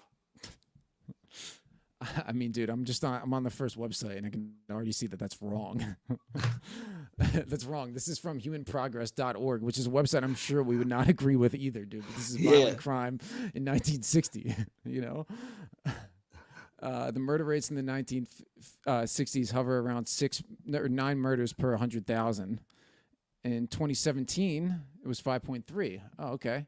The murder rate is basically now down to the levels of 1960s. Wait, what? I guess maybe this is right. Let me here you go. Or is this a stat that everyone is saying? You know, here we go. Here's some data. You know, I don't know, man. I don't know. I don't know. That doesn't seem right. They're saying, oh, we got rid of more cops, there's less crime. Yeah. Less cops equal less crime. Somehow that doesn't seem right, especially when all you see is videos. Well, I mean, that's the thing. They're not arresting nobody no more. That's true. So, of course, the crime rate's going to drop if there's no statistics. The stats go off arrest. Right. Well, they're not arresting nobody no more. Yep. You know? Hey, Lauren. What's up, Lauren? They're not arresting, right? You got kids running in to a store, taking everything in the store. There'll be 30 kids there. That's 30 B&As, right? B&Es, whatever, breaking and entries. That's 30 robberies going on. They all run out. Right past the cops. No one gets arrested. Oh, well, crime is down. Crime's not down, dude. They're shutting down everything in San Francisco. Let's get back into this article from The Atlantic because it's just a bunch of fucking bullshit. I can't. I'm sorry. Yeah. I just don't believe what they're saying, but go ahead. Year 2020 was a bloody one. Murders spiked by 30% that year and continued to rise into 2021. Gee, I wonder why that was. Could it have been all those BLM fucking riots? Yeah, or I don't know, maybe just inflation being like 14% or 15%, not 9. Well, saying 2020, yeah, that's right. Go ahead. Abruptly reversing decades of progress on violence in America. One of the most common explanations was that the protest against police brutality in the summer of 2020 had created a hostile environment for police officers. Notice how they're saying what the protests were, many of whom responded by pulling back from their duties or leaving the force altogether. Officer resignations jumped 35% in 2020 and 9% in 2021. So that's 41% since 2020, dude. But wait a minute, 2020 wasn't Trump. Trump was the president in 2020, wasn't he? Oh, no. 2020 was Biden, right? 2020, because 2024 now, and they're electing a new president. No, Biden was sworn in January 20th, 2021. Oh, 2021. Mm-hmm. That's when he was sworn in, yeah, because the elections were in 2020. So they're saying basically, they're saying that it was the worst it's ever been with Trump. I mean, that's probably what this is going to say, right? Well, that's what they're saying. If they're saying 2020, they haven't said his name yet, but I'm sure we're going to. No, but that's, I mean, come on, man. Where Trump's and you know, he also is the reason we had so many wars. Correct. Here we go. Then the unexpected happened. Even as police forces across the country continued to shrink, violence began falling fast. According to the crime researcher Jeff Asher, murders fell by 13%, and violent crime overall fell by 8%.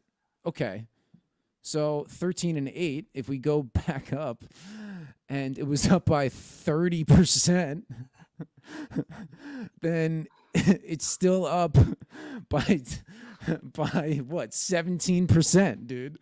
You know, the largest single year decrease on record, a shift. Recently called America's Peace Wave.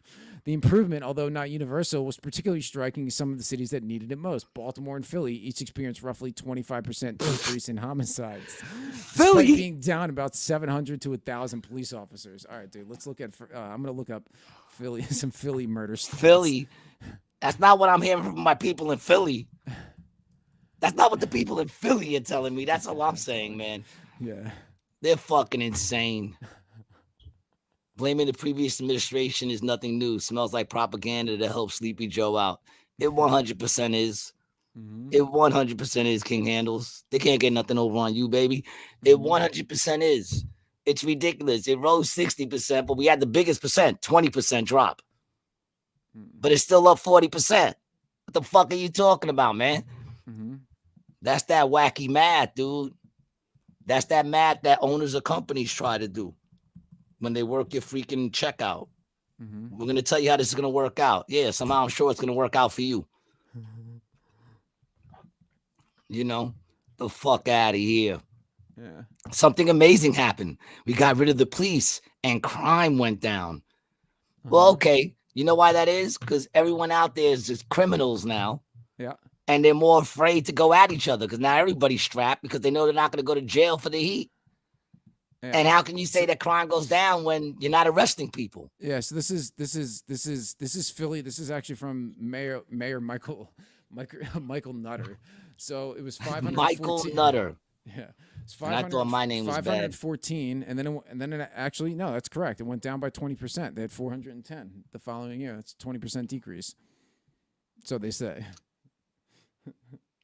So they I'm say, telling you, dude, that's because everyone, is dead. They've all OD'd, dude, and all the dudes who were killing people and selling drugs, they're all doing dope.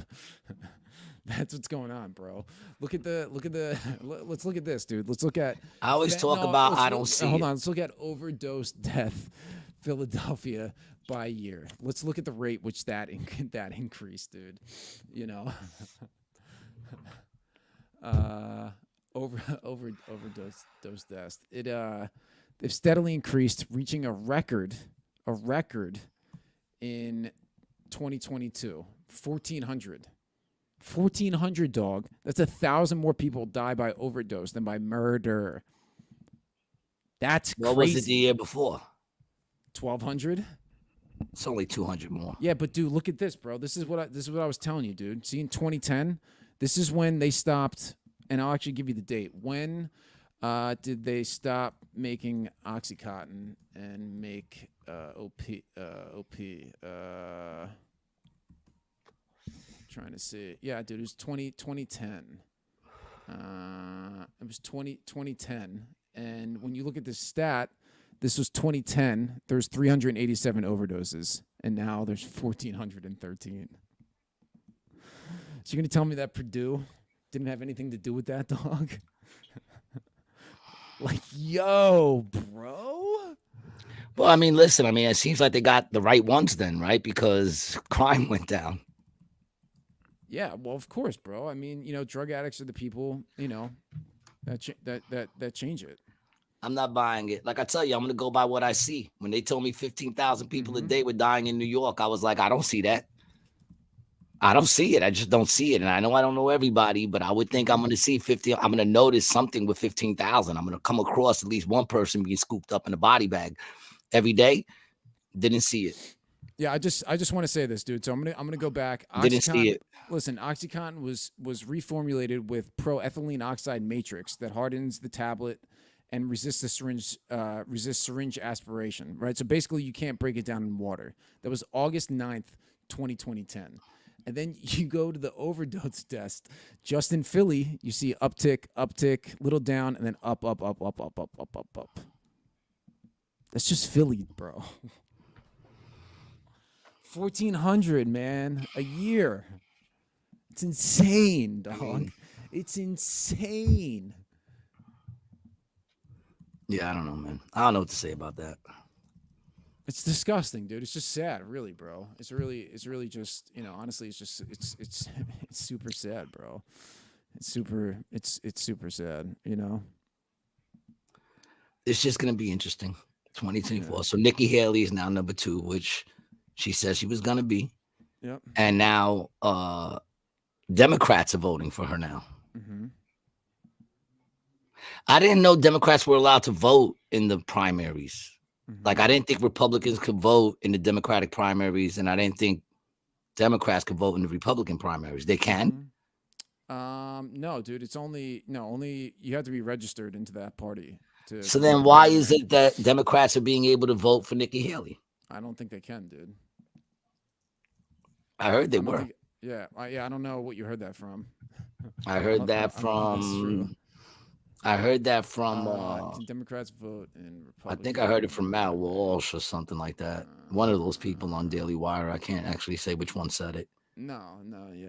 Yeah. Well, I know that the people who were backing Biden are now backing Haley. I know that. I know that the donors who were backing Biden are now moving toward Nikki Haley, which, tells you whose side she's on. Yeah. She's horrible. Mm-hmm. She's an evil person. Straight up evil. And now she's saying that she knows what it's like to grow up being brown. That she had to deal with racism every she grew up in South Carolina, day. dude. I'm sure she did, bro. Yeah, Every day? every single day. I don't know. First of all, I'm sorry. I'm sorry. I'm sorry. Hold on a second. Then, dude. Yeah, she's Indian. She's Indian, but is she brown? I'm sure she was darker back in the day, dog. Why? Do we lighten up throughout the years? I mean, people do stuff to their skin and they wear makeup and they do stuff. I didn't even know she was brown. I didn't either until. Show me a picture of her brown. I didn't know until she said it. No, I mean, I knew she was Indian, but I didn't know she was brown. You didn't know until I told you. Here you go, bro. No, I didn't know till she said it. This is Nikki. Let's see, zoom in. In South Carolina, bro. I mean, come on, dude. You know she had a tough time growing up. Come on, dude. Yeah, I think the brother had a tougher time. Yeah, I'm sure. I think the brother had a tougher time. Her and her mother have the same nose. And in what year was that? This is in. It doesn't say. Man, I'm not buying it. Yeah. How do we know that's her? Yeah. I don't even know that's her. It doesn't even look like her. Yeah. She looks a little brown. Show me a picture of Nikki Haley now, where she's brown. I want to see that. I didn't know she was brown. Maybe I'm missing something. Maybe I truly am colorblind. Mm-hmm. You know? Maybe that's what it is. Maybe I'm missing something. I don't know. Yeah. I'm trying to find. And she's really pulling that race card, though, man. She really is. I'm brown. Vote for me. I'm brown. That's what it should say. That should be a new thing. Vote for me. I'm brown. What can brown do for you? Yo. Let's ask Nikki Haley. She knows. Nikki Haley, what can brown do for us? Well, we can make sure there's a lot more war. And we could also make sure that we know every single thing about you, because to use the internet, we're going to want you to have a social security number. That's safe. No one could break into that. And then, Gary, we want you to send your email to the administration office and follow the rest of the things as you give away all your information so we can get that rent from you. Mm-hmm. I would say Nikki Haley could suck my dick, but she doesn't look like she's good at it. Oh, that's not nice. What, did I offend all the bad dick suckers in that one? That's not nice. That's not nice, Gary. I'm pretty sure she could suck a pretty good dick. She you could say things like that. You shouldn't say things like that. She has a husband. Maybe we should ask him. Michelle says, I'm Sicilian, so I'm brown in the summer. Does that count as me saying I'm brown? In the summer, mm-hmm. I guess. You know, then you could check another box. Mm-hmm. You know, midget, brown. I love you, Michelle. Oh shit, sorry. Love you too, Michelle. I'm Nimarata. If Nimarata is brown, then I'm pitch black. That's hysterical, dog. Who's Nimarata? That's Nikki Haley's real name, dude. Oh, Nikki Haley's real name is Nimarata? Yeah, dude. We talked about it on the show. Last if you episode. don't vote for Nimarata, you ain't brown. We love you too, Michelle. That's great, G. If you don't vote for Nimarata, she should go back to that name. What is she ashamed of? Mm-hmm. What is it, Nimarata? Nimarata, yeah. So where'd she get Nikki from? Dude. And Haley? That's not a Haley's Indian last name. Her father doesn't look like her father doesn't look like a Haley. No, she got married, yeah. She got married. Yeah. I said her father doesn't look like a Haley. This is from so she was at an American Legion in New Hampshire, where the primary is going on now, and I want you to hear what you had to say. So when Biden comes and tells us China's a competitor, I dealt with China every single day at the United Nations. They never saw us as a competitor. They always saw us as an enemy. That's why we have to look at them the way they look at us. But how do we deal with China? Well, you start by stopping the sale of any Chinese land and taking back the land they already purchased. Don't disagree. Not yet. We go to our universities and we say, you either take foreign money or you take American money, but the days of taking both are over, and you get that infiltration out of our schools. I don't want you to infiltrate the schools either, Nikki. We tell China we're gonna end all normal trade relations with them until they stop murdering Americans with fentanyl. And if that means making sure that we take our special operations and handle it ourselves on the Mexican border, we will do that.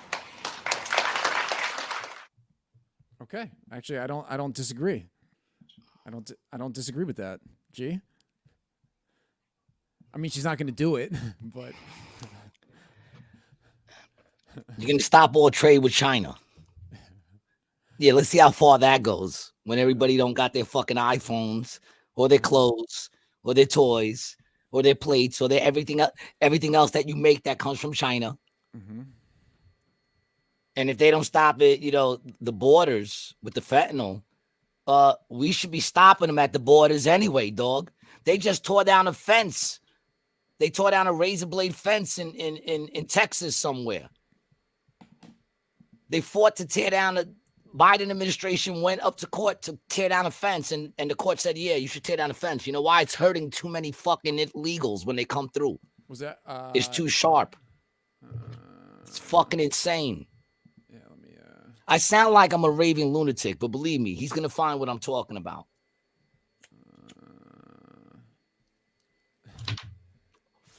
There's a method to the madness. Yeah. Give me a fucking break. I don't believe anything she says. Okay? No, I don't agree. All she's saying is now what? She wants to go She wants to go to war with China? Is that what she's saying? Yeah, basically. So she wants to go to another war. They're our enemies. We need another enemy right now. We already got all shit with Ukraine, Russia, and everything else, but we need another enemy. That's World War III, dog. It's already going on, but like I said, she wants to bring us there.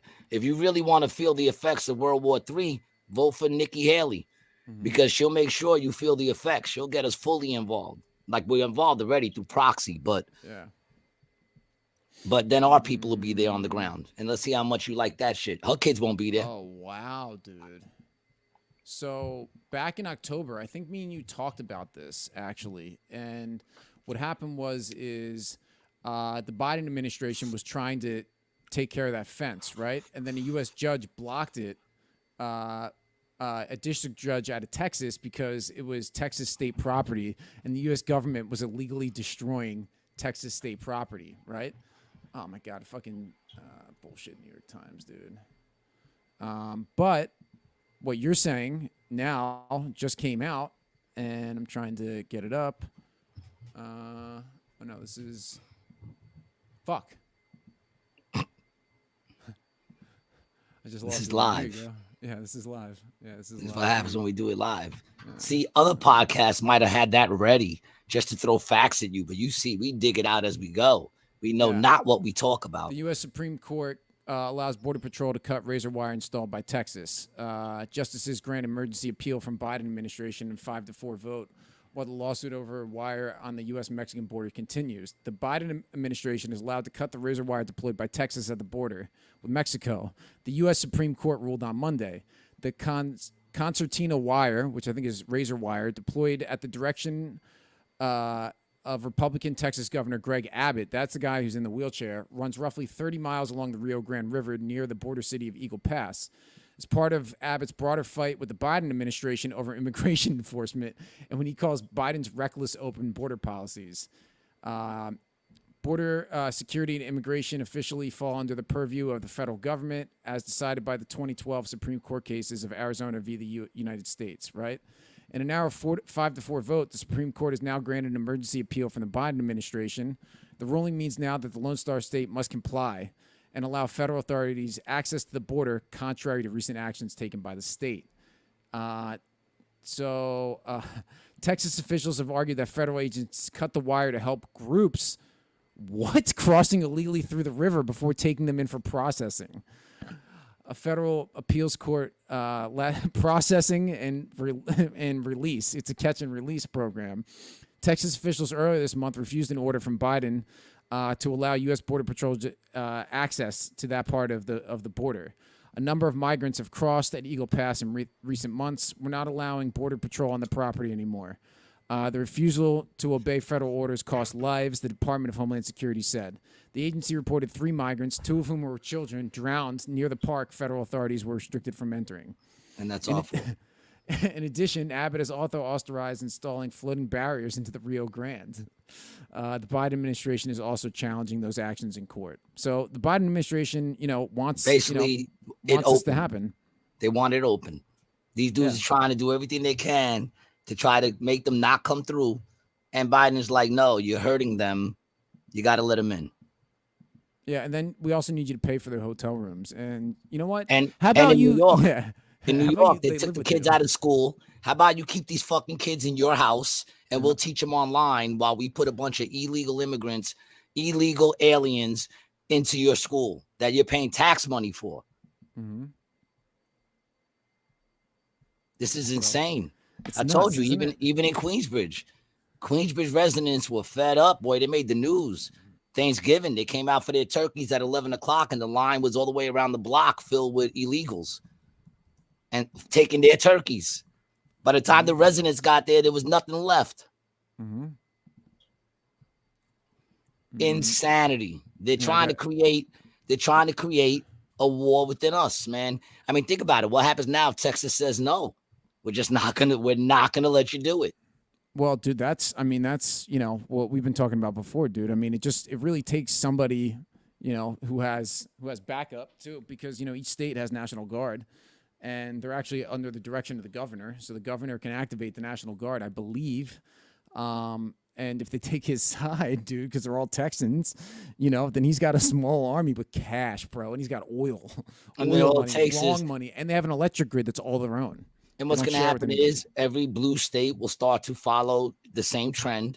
Mm-hmm. And then it's just going to be, a bunch of purple-haired transition army people against gung-ho bucking America, run you over with my F-150 people. Mm-hmm. Okay. But that's what they're pushing for. Yeah. That's what they're pushing for. They're making the arguments that it's stopping people from getting in. That's their argument. It's hurting them. It's, they're getting hurt. They can't get through. Yeah. That's crazy. We've had people die on the other end because they couldn't get through. If it sounds like it doesn't make sense, that's not you, baby. It doesn't make sense.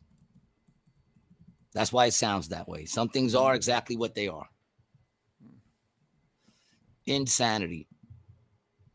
Here you go. I wanted to go back to that thing you were talking about with Queensbridge. I got a video, a little clip on it.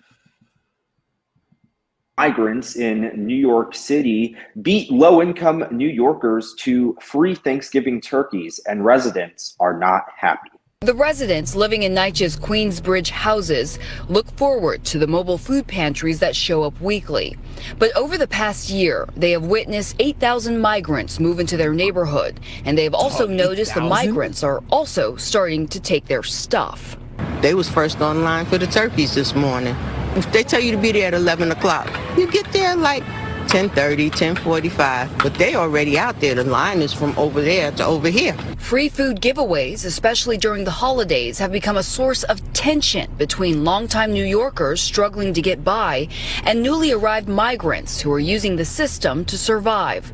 A month ago, one altercation got so heated between a resident and a migrant, someone ended up in the hospital. We would never turn anyone away for a meal, but there simply just is not enough for both NYCHA residents and the migrant shelter residents. In other news, FAIR has just... Well, then guess who shouldn't get the food? If there's not enough for the New York City Housing Authority residents and the illegals, guess who shouldn't get the food? Maybe if they realize we ain't got shit for them, they'll stop coming over here. No other country is doing that. There is no other country taking in the people who think they have it rough here. Mm-hmm. Do you want to know why all those people who say this country sucks, this country's oppressive, all those people, right, who think that there's something that this country is doing against them to keep them down because they're just too lazy to get a fucking job? You know why they don't leave and go somewhere else like these people do? Because there's nowhere they can fucking go. No other country gives a fuck. Shit. And the government gives them shit. There's no other country. First of all, they'll get rid of you. They'll get rid of you. No, you can't live here. Once they find you, they'll send you back. But you definitely ain't going to go there and they're going to be like, oh, let's put you up in a fucking 5-star hotel or in one of the schools. We'll get our kids out of the schools and we'll feed you and take care of you and give you money from our taxpayers. They're not going to do that for nobody else. That's why nobody ever leaves America, no matter how bad they think it is, to go somewhere else. No one else will take you. No one gives a fuck about your pains here. But we're supposed to give a fuck about everybody else's? Well, I think it's kind of poetic. Listen, I think it's sad that illegal immigrants are celebrating Thanksgiving. I think it's sad that there's countries that don't take care of their people, like ours. I'm not going to feel bad because we get a little more. I mean, listen. The fact of the matter is our country don't give a fuck about us either. They give a more fuck about the people coming in that shouldn't even be here. Right. Can't do that in no other country. We ain't getting no money to help our homeless. We ain't getting no money to help our fucking mental. What the fuck are we doing? Mama making an appearance. Mama. Oh, she got her sweater on. Doesn't she look nice? Pew, pew, pew, pew, pew. Mama. She looks nice, man. I like her in her sweater. Yeah, she looks adorable in the sweater. And of course, she's going to sit right down. On the computer. On the computer. Oh, you're going to stay there, Mama? Yeah. You're going to have to get lower than that. It looks like she's kenneled in, dude. Well, no, she's still sitting up. You're going to have to get down. She probably wants the heat of the computer. She is hysterical. Look at her. Yeah. Not one fuck given. Cats don't give a shit, yo. Mama. How about Michelle said they should have to show their IDs to prove that they live there legally before they give them food or have separate lines for food. Yes. Yeah, I mean, look, it comes down to if they had enough, then by all means, feed everybody. Mm-hmm. If they have enough. 8,000, dude. Dude, 8, where are they keeping them? You can't even get an apartment in Queensbridge. Doug, I actually gave some cash to a guy a few months back. I was coming back into San Francisco, and I saw this dude from, like, kind of far down the block. And I was like, this dude he's not a junkie. He's not, like, fucked up. And then I got up, and it was him and his kid, and I could tell that he was just some illegal immigrant, and I gave him a couple bucks.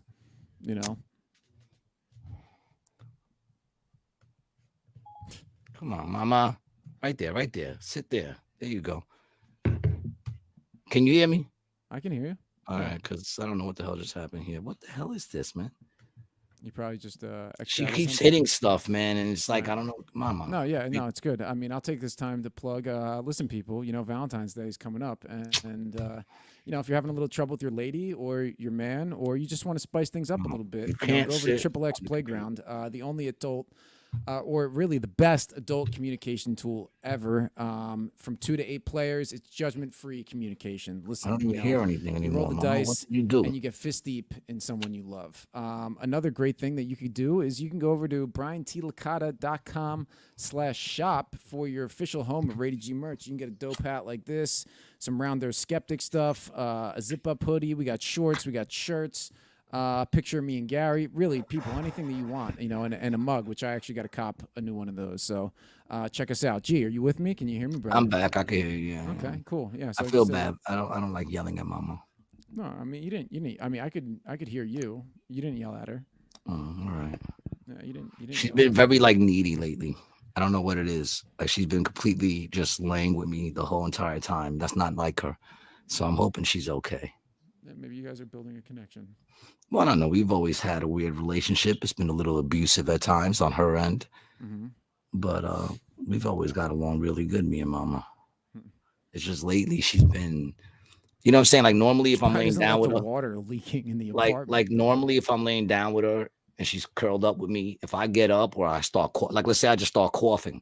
Yeah. Then after like the third cough, she gets up and she'll be like, I'll be back later. She doesn't want to be bothered with me moving. But now I could cough a storm. She just lays there. If I get up to use the bathroom, she would usually get up and go eat at that point, then come back. Now she just lays there and waits for me.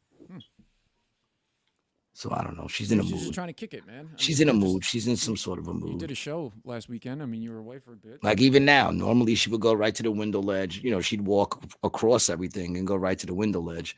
But now she's like, even right now, I'm petting her. She's just sitting right here, just wants me to pet her. No, I don't know what it is. She's a little. I guess she wants the love right now. That's all. I'm going to give wants it. A little love. There's nothing deeper than that. Sometimes people need it a little bit more. I just always hope she's all right. Because they have no way of saying that all they need is love right now. You know what I'm saying? Like, well, you that's know, what she's doing. She's coming I mean, she's eating. She's love. eating. She's doing everything else she's supposed to be doing. So I guess she's all right. I just get nervous when she acts differently. When something changes, I go, why? Why is she changing? Yeah, you don't want you that. know. Yeah. Does she want to be by me because she doesn't feel well and she wants daddy around? You know. Aww. I don't know. Mama. You know. But whatever, man. Yeah, what were we just talking about? I just did a quick plug, but that was about it. I mean, all right. We were talking about a lot, dude. All right. Well, yeah, also people with Valentine's Day coming up. I right? Did it. You did it? Yeah. All right. Yeah. I thought you only did the thing. No, I did both of them. Yeah, don't forget to get those chocolates. What's that for you? Fucking retarded chocolates. Let's go get chocolates. A nice heart-shaped chocolate to say I love you. Yeah. You must. You spent like $80 on that wants shit. to buy a Valentine's Day for Gary. These are his favorite chocolates. He loves these things. Those are my favorite. Yeah. Those are my favorite. Yes. Don't you want to be treated like a real lady? No. Like the great wife that you are. No. You know, you should be treated. You're my queen, and I'm gonna get this for you because I'm your king.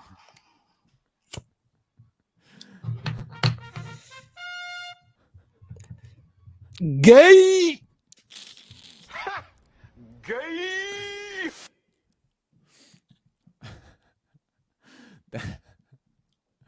Oh man. Oh god.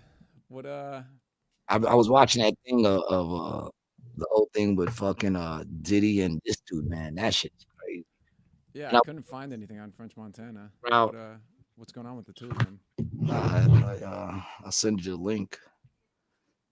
But what sucks is I couldn't understand what the charges were, man. I hate this stupid shit with fucking like I hate this dumb shit with It was on YouTube. Yeah, I'm sending it to you right now. And it's also one of those like, you know, they're giving you all these facts, but the person saying it isn't real. So I always worry about that. I'm gonna text it to you right now. Thank you, sir. 50 Cent came out and 50, man, big up to 50 Cent, man. I'm always team 50. He came out and he's going at the whole shit with them. You know, they go on trips together. They got a lot of shit with their shirts off, and there's been the rumor. And these are rumors, people. I'm not saying I know this shit for sure, but the rumor is that them two were linking up and then, forcing other people to freak off with them. They're also saying that they passed that Diddy and Drake passed them around to each other. Okay. I got the video and let me pull it up. What where you want me to skip in this thing? Well, you can show what 50 says. Let's start with 50 says. Yesterday, First Montana had an in-store up in the Bronx. 10 people showed up. He said, "This, let me have a drink." Puffy trying to make me go against 50. He set me up. We met in Vegas for the first time ever. I'm sure I heard about him more than he heard about me. Right. But when I met him, it was just that real quick. Just the way he's sitting next to him. You know what I'm saying? If you look at the way he's sitting next to him, yeah, I'll get it up again. It kind of looks, something looks just weird. You know what I'm saying? It just looks weird. He's just like a pimp, for one. He's just like, and then watch what happens when Ellen starts flirting with the other dude. Watch what happens. Like just the energy there looks like he's looking at his lady proud. Yeah. Yep. That's like just the energy that he has, like he has his leg crossed. He's like, yeah, listen to my bitch talk, my famous bitch.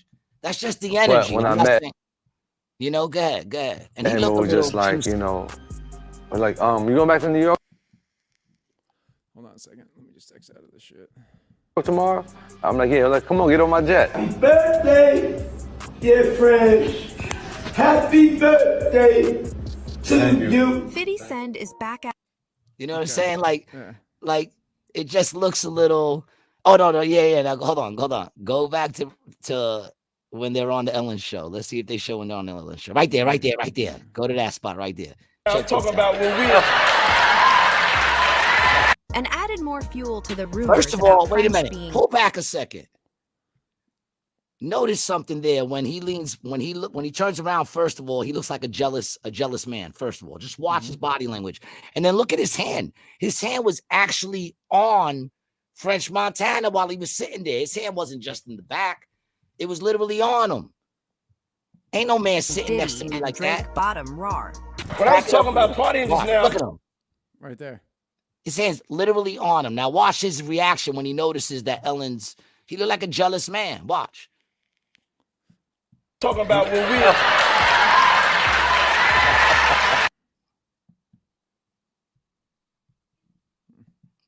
What are you playing with over here? It's just not.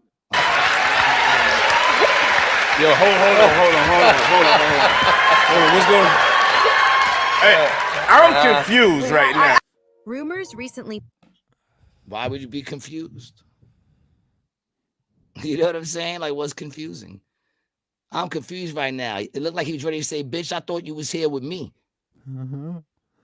What else do you want to get to? What other part? Nah, I'm just, look, watch the video. It's 50 Cent exposes French Montana for being Diddy's and Drake's bottom. Celeb place. I'll post the link in here now. Listen, I just been caught up in all this shit. And here's the thing. Fuck who you want to fuck.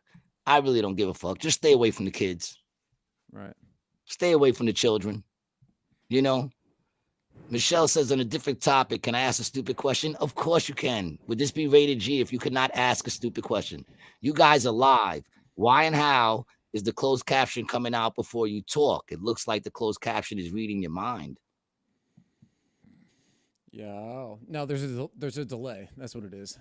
Yeah, YouTube's actually a few seconds behind us, so it does it live, and then you're seeing it in the right time. Is that so we could like bleep out shit if we need to? Well, they can, not us. They. Yeah, I don't know if I want to get monetized. I would like to think that Don't worry, dude. We won't. We monetize. We take what we get till they stop it. Because I'm not going to sit there and let the fact that we start getting a little bit of money every week from this fucking thing. And then I'm going to start to break and be like, SA, BA, and, grape. The fuck out of here. Don't even bother YouTube. You don't want me. Yeah. I'm just here for the ride, man. I'm just a visitor here until you tell me to go home. But be careful because I have power. I got the power. I got the power of life and death in me, dog. Remember. Remember. What time we got here? 6, yeah. You got shows tonight? Yeah, I'm on the 8 o'clock out here in Atlantic City at Kiss Kiss. Big up to Theodore's in Canastota, New York. I played it this weekend and the show was fucking popping, yo. Mm-hmm. Fucking popping. What was I looking for just now? I have no idea. We're kind of like a little bit of a lull. Here's Theodore's restaurant. Yeah, big up to Theodore's, man. Yep. And then we also got AC Jokes over here where Gary's playing tonight. 8 o'clock. Who's that handsome fucking devil over there, man? Yeah, I don't know. That's what he is. He's a handsome devil. Yeah. I'm with Buddha and Mike Merck. Nice. Shout out Buddha.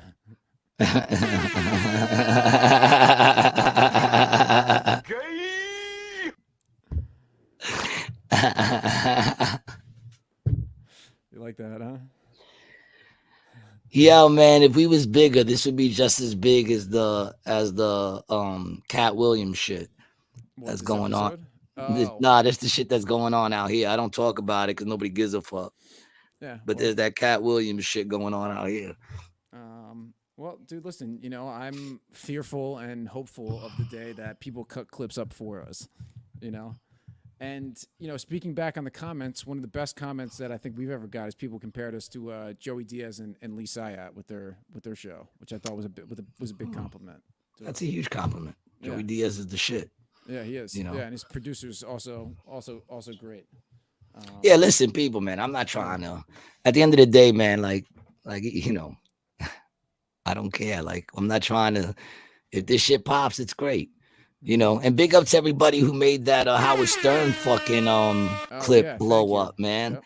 The Howard Stern clip blew up. Somebody made a comment, and then every other idiot followed. And big up to you guys. I think one or two people defended us on that. Yeah. But it's out of context, like dudes are like, why are you putting this up? No, I'm putting it up because that's allowed on YouTube and I'm not. Right. That's allowed on YouTube and my words are offensive, but that's not offensive because he's woke now. It's the way you string your words together that's offensive. It's not the words individually. It's how you say them and the tone. What? Dude, it was funny, bro. I was doing the Dom show last night and they were talking about Dom always talks about people saying like killing and crushed and annihilated or whatever. And you can't say that no more. Yeah, we always say that. And he's like, dude, what does that even mean? He's like, I don't even like what does that even mean? And then I was like, you know what I love more? When my buddy Gary calls me to tell me how many people he walked last night. And he was saying that, dude, the Boston comics they call it dooring. Dooring? Have you heard someone say that? Yeah, he said that's what the Boston comics used to say. Hey, how many doors did you get last night? And then they would say dooring. Dooring, yeah, like making them walk out the door. Yeah, walk out the door. Yeah, and that's what he said. The OGs in like the Boston comedy scene would say how many people they doored. Yeah. Yeah, but I thought it was fun. They thought it was funny too. So yeah, I mean, cool. The last show I did, I think I walked 4 people. I think I walked. Yeah. I love your comedy, man. You're my favorite comedian. You're my two favorite comedians. I appreciate that, man. Listen, if you were my only fucking fan, it'd be worth it, dog. Thank you. I appreciate that, man. Number one. Well, I love what I do. At the end of the day, I just love what I do. Whether I'm good at it or bad at it is up to you, I guess, to decide. But I enjoy it, so I don't care. What do you think you like about it the most? Like, what do you think it is? Like, is there anything in like, if you had to kind of sum it down into like a sentence or a feeling or whatever, what would that be? I guess I'm just a self-centered fucking asshole. How's that for words? I guess I'm just self-centered, man. I like going up there. I don't know. I just like to talk, I guess. I don't know what it is. I think it's not a path that I chose. It's a path that I just do. It came very natural, and it's just I can't help but feel like it's what I'm supposed to be doing. I think with it though, there's the duality. Like there's the devil of which it's self-centered and want to be on stage, but then there's that other part with what you do with it too, the angel side. I mean, I think you got that going on, dude. It's weird, man, because if I'm gonna have a message, I want it to be a message of hope and encouragement. If there's gonna be a message, I didn't get anything to make a message though. It just seems to be what's naturally happening. That's why sometimes I feel like I'm just actually being prepared to lead people into battle when, Armageddon hits. Dude, people, say stuff to me, man. Like, I think I'm just learning to be a leader. People, people get it twisted, right? With, I think me and you, and I'm going to speak for myself. People get it twisted with how my mind works, and they say, conspiracy theorist, which, honestly, it's kind of an offensive term. I don't want to be labeled as a conspiracy theorist. I want to be. We're really not, because we're more conspiracy enthusiasts. We don't come up with the conspiracies. But to me, a conspiracy theorist is somebody who actually comes up with the conspiracy. He's the one who's. Dude, I really think like I know more than most people. Anybody who calls me a conspiracy theorist, I will go toe to toe with you on history from the beginning of fucking time until today. I'll go on to world politics. We can go down Constitution. We can go down dates. I will smoke most people, right? Ooh, But you what I'm calling not is you I'm calling not. motherfuckers out? Who I'm, wants to dude, come and I debate? am not. Who wants to come and debate Brian, yo? You pick a I'm topic, I'll not be the mediator. a conspiracy theorist. I am somebody who sees things, right? And is like, that doesn't really add up, right? And then what do? I read about it obsessive and compulsively, right? That's the same way I used to right in the neck. You know what I'm saying? I do it with the same gusto, which is the same way I produce this show. It's the same way. Yes, dude. You have a junkie producer, dog, and you have a junkie researcher, and that's the way my mind works, dog. Yeah, and that's how I like my people. But it Junkies. doesn't. And this is what I was going back to the earlier part of the show, where I'm saying is your perception is your reality. Is I don't let all of this stuff affect me in my day to day, right? Like, yeah. And I'm sure it does, and my wife tells me it does periodically, you know. And I got to try not to say stuff to her because she's I try not to let it affect me, but every time I go to the counter and I buy my food and they won't give me a bag, I'm like, you motherfuckers! And I talk about how the conspiracies are to make me want to rip your fucking head off because you just gave me everything wrapped in plastic, but you won't give me even a paper bag. All right, don't give me the plastic bags. There were things called paper bags back in the day. Why are you not giving me that? Why are you not even just taking rubber bands, putting it together, taking rubber bands and tying a bow on the top so I could fucking carry home the shit that I just bought in your store? Yeah, and then I start to go crazy, you know? So I think it does affect me a little bit. This was the McDonald's in Atlantic City. This is a video I took. I got a chocolate milkshake. So we're at McDonald's here, and we got a chocolate milkshake. Huh? It looks little. I have big hands. Plastic cup, plastic lid, paper straw. How am I supposed to drink a... Dude. It's ridiculous. Like I said, stuff like that. I'm a conspiracy theorist. Look, what sense does that make? And I agree, dude. I don't like plastic, right? I don't like plastic. I don't like buying stuff from Unilever or from any of these big companies, right? Like I don't trust any of it at all. They're poisoning the food. They're poisoning the water, you know. But there's only so much you can't. What are you gonna do about water? They're making the frogs gay, dude. You gotta drink the water. How are you not gonna drink the water that comes out of the faucet? Yeah, I put it through the Brita filter, right? But Bill Gates owns Brita, so what do you want me to do about that, right? I think it's it's estrogen in the filters. Yeah, and those are the ones. How's that for a conspiracy theory? I buy the extra estrogen Brita filters. You know why? Because, you know, I never really grew a set of pecs, and I just wanted something I could show instead. off. So I like, you know, so I look good, you know. And I'm not, I'm not a chick with a dick. I'm a dude with tits. You know what I'm saying? That's what my father would say. Mm-hmm. I love this video, Brian. Thank you. The milkshake video. Thank you. Yeah, I mean, it's just, you know, it's like all common sense has gone out the window, so why bother? You know, it is the wise man that is looked at as a fool now, and the fools that run the country. Should we move to Texas, dog? It's amazing, man. I don't know, man. I kind of feel like I'm kind of in a spot where I'll be all right. Like, I don't feel like she's going to lick off too much hair. Oh yeah, no, definitely not near New York. No way. I mean, you're only 200 miles that separate New York and DC and Philadelphia. Yeah, but nothing would ever happen. Now, what I mean is, I'll have enough time to. It's not going to be like it's going to be in New York and in the city of Philly and Detroit and all that. That's where the chaos will take place. I'm kind of outskirted. There might be a little chaos here, but I live on the 5th floor. It'll take them a little while before they start, like, you know, they start at the moment.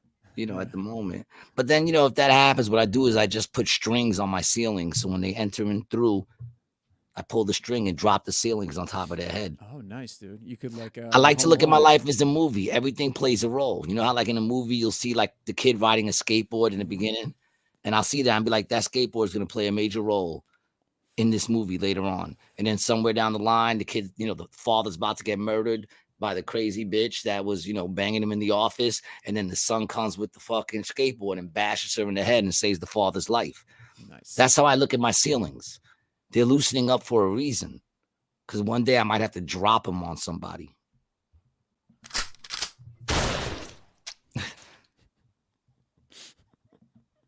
This has been one of the when you texted me, dog, I was like, this episode, or when I texted you and then I got your response, I'm like, today's gonna be nuts. Did my response sound rude? Was it rude? No, it didn't sound rude, but I mean, can I read it? Or can I share it or no? I don't care. I didn't say anything. I don't remember saying anything. Can I share it or no? I don't care. I mean, you know, you can share it. I don't think I said anything. No, you said, I said topics for today, right? And they said, not off the head. I'm dealing with my slumlord. And that was the trigger, really, right? And then my mom's and the ex. Whatever you want to talk about, my brother, is fine. And then you sent rent war. So, your mom and the ex, I was like, all right, well, that's kind of usual stuff that'll just annoy him, right? That won't really like, it'll carry over briefly, but not like, it won't, not a whole episode. But you use the term slumlord, which is the first time you've ever said that to me. Well, because landlord. Yeah, because that's what he is. Well, that's when I knew things were on. And because then I knew something else happened. And then I watched this movie the other day called 15 Cameras. And there was a dude who was a serial murderer, and his name was Slumlord. They called him the Slumlord because he owned all these apartment buildings, and he had all the apartments rigged with cameras. Oh, that's a great idea, dude. And then he murdered people in their apartments, and it would all be filmed on the camera. Oh, well, that's not a great idea, actually. And then he fakes his death, and people buy the house that he lived in, and the dude finds this secret compartment in the back with all the cameras, shit, because they said they didn't find everything. And sure enough, this dude finds it and starts looking at his sister-in-law getting undressed and shit like that. Dude. Yeah, it all backfires. Like I said, half of these movies, if I was in it, it wouldn't be a movie. Because in the movie, once he finds that room with all the cameras, he doesn't say nothing to his lady. He tries to, like he's bugging out, and then he tries to, but they cut him off. I would have told my lady. I'd have been like, yo, I just found all that motherfucking shit in the basement behind the boiler. There's a room fucking there. I would have called the cops and be like, yo, this dude has some shit in my house. I wouldn't have sat there and became a voyeur. He sits there and starts watching everybody. He starts watching his neighbors. The fuck out of here.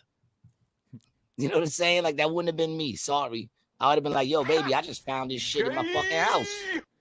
Yeah. All that shit. All those movies, man. You can't hold me hostage. I don't know why you watch that shit, dude. I don't watch any of those kinds of movies, dude. None. Nothing. No freaky shit like that, dude. I don't need that shit in my head, bro.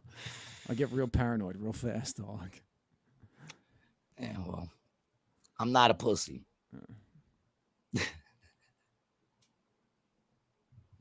I'm just fucking with you, dog.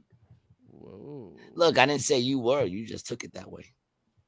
No, I mean, that's what you implied. I did. I did imply that. That was implied in what I said. That's true.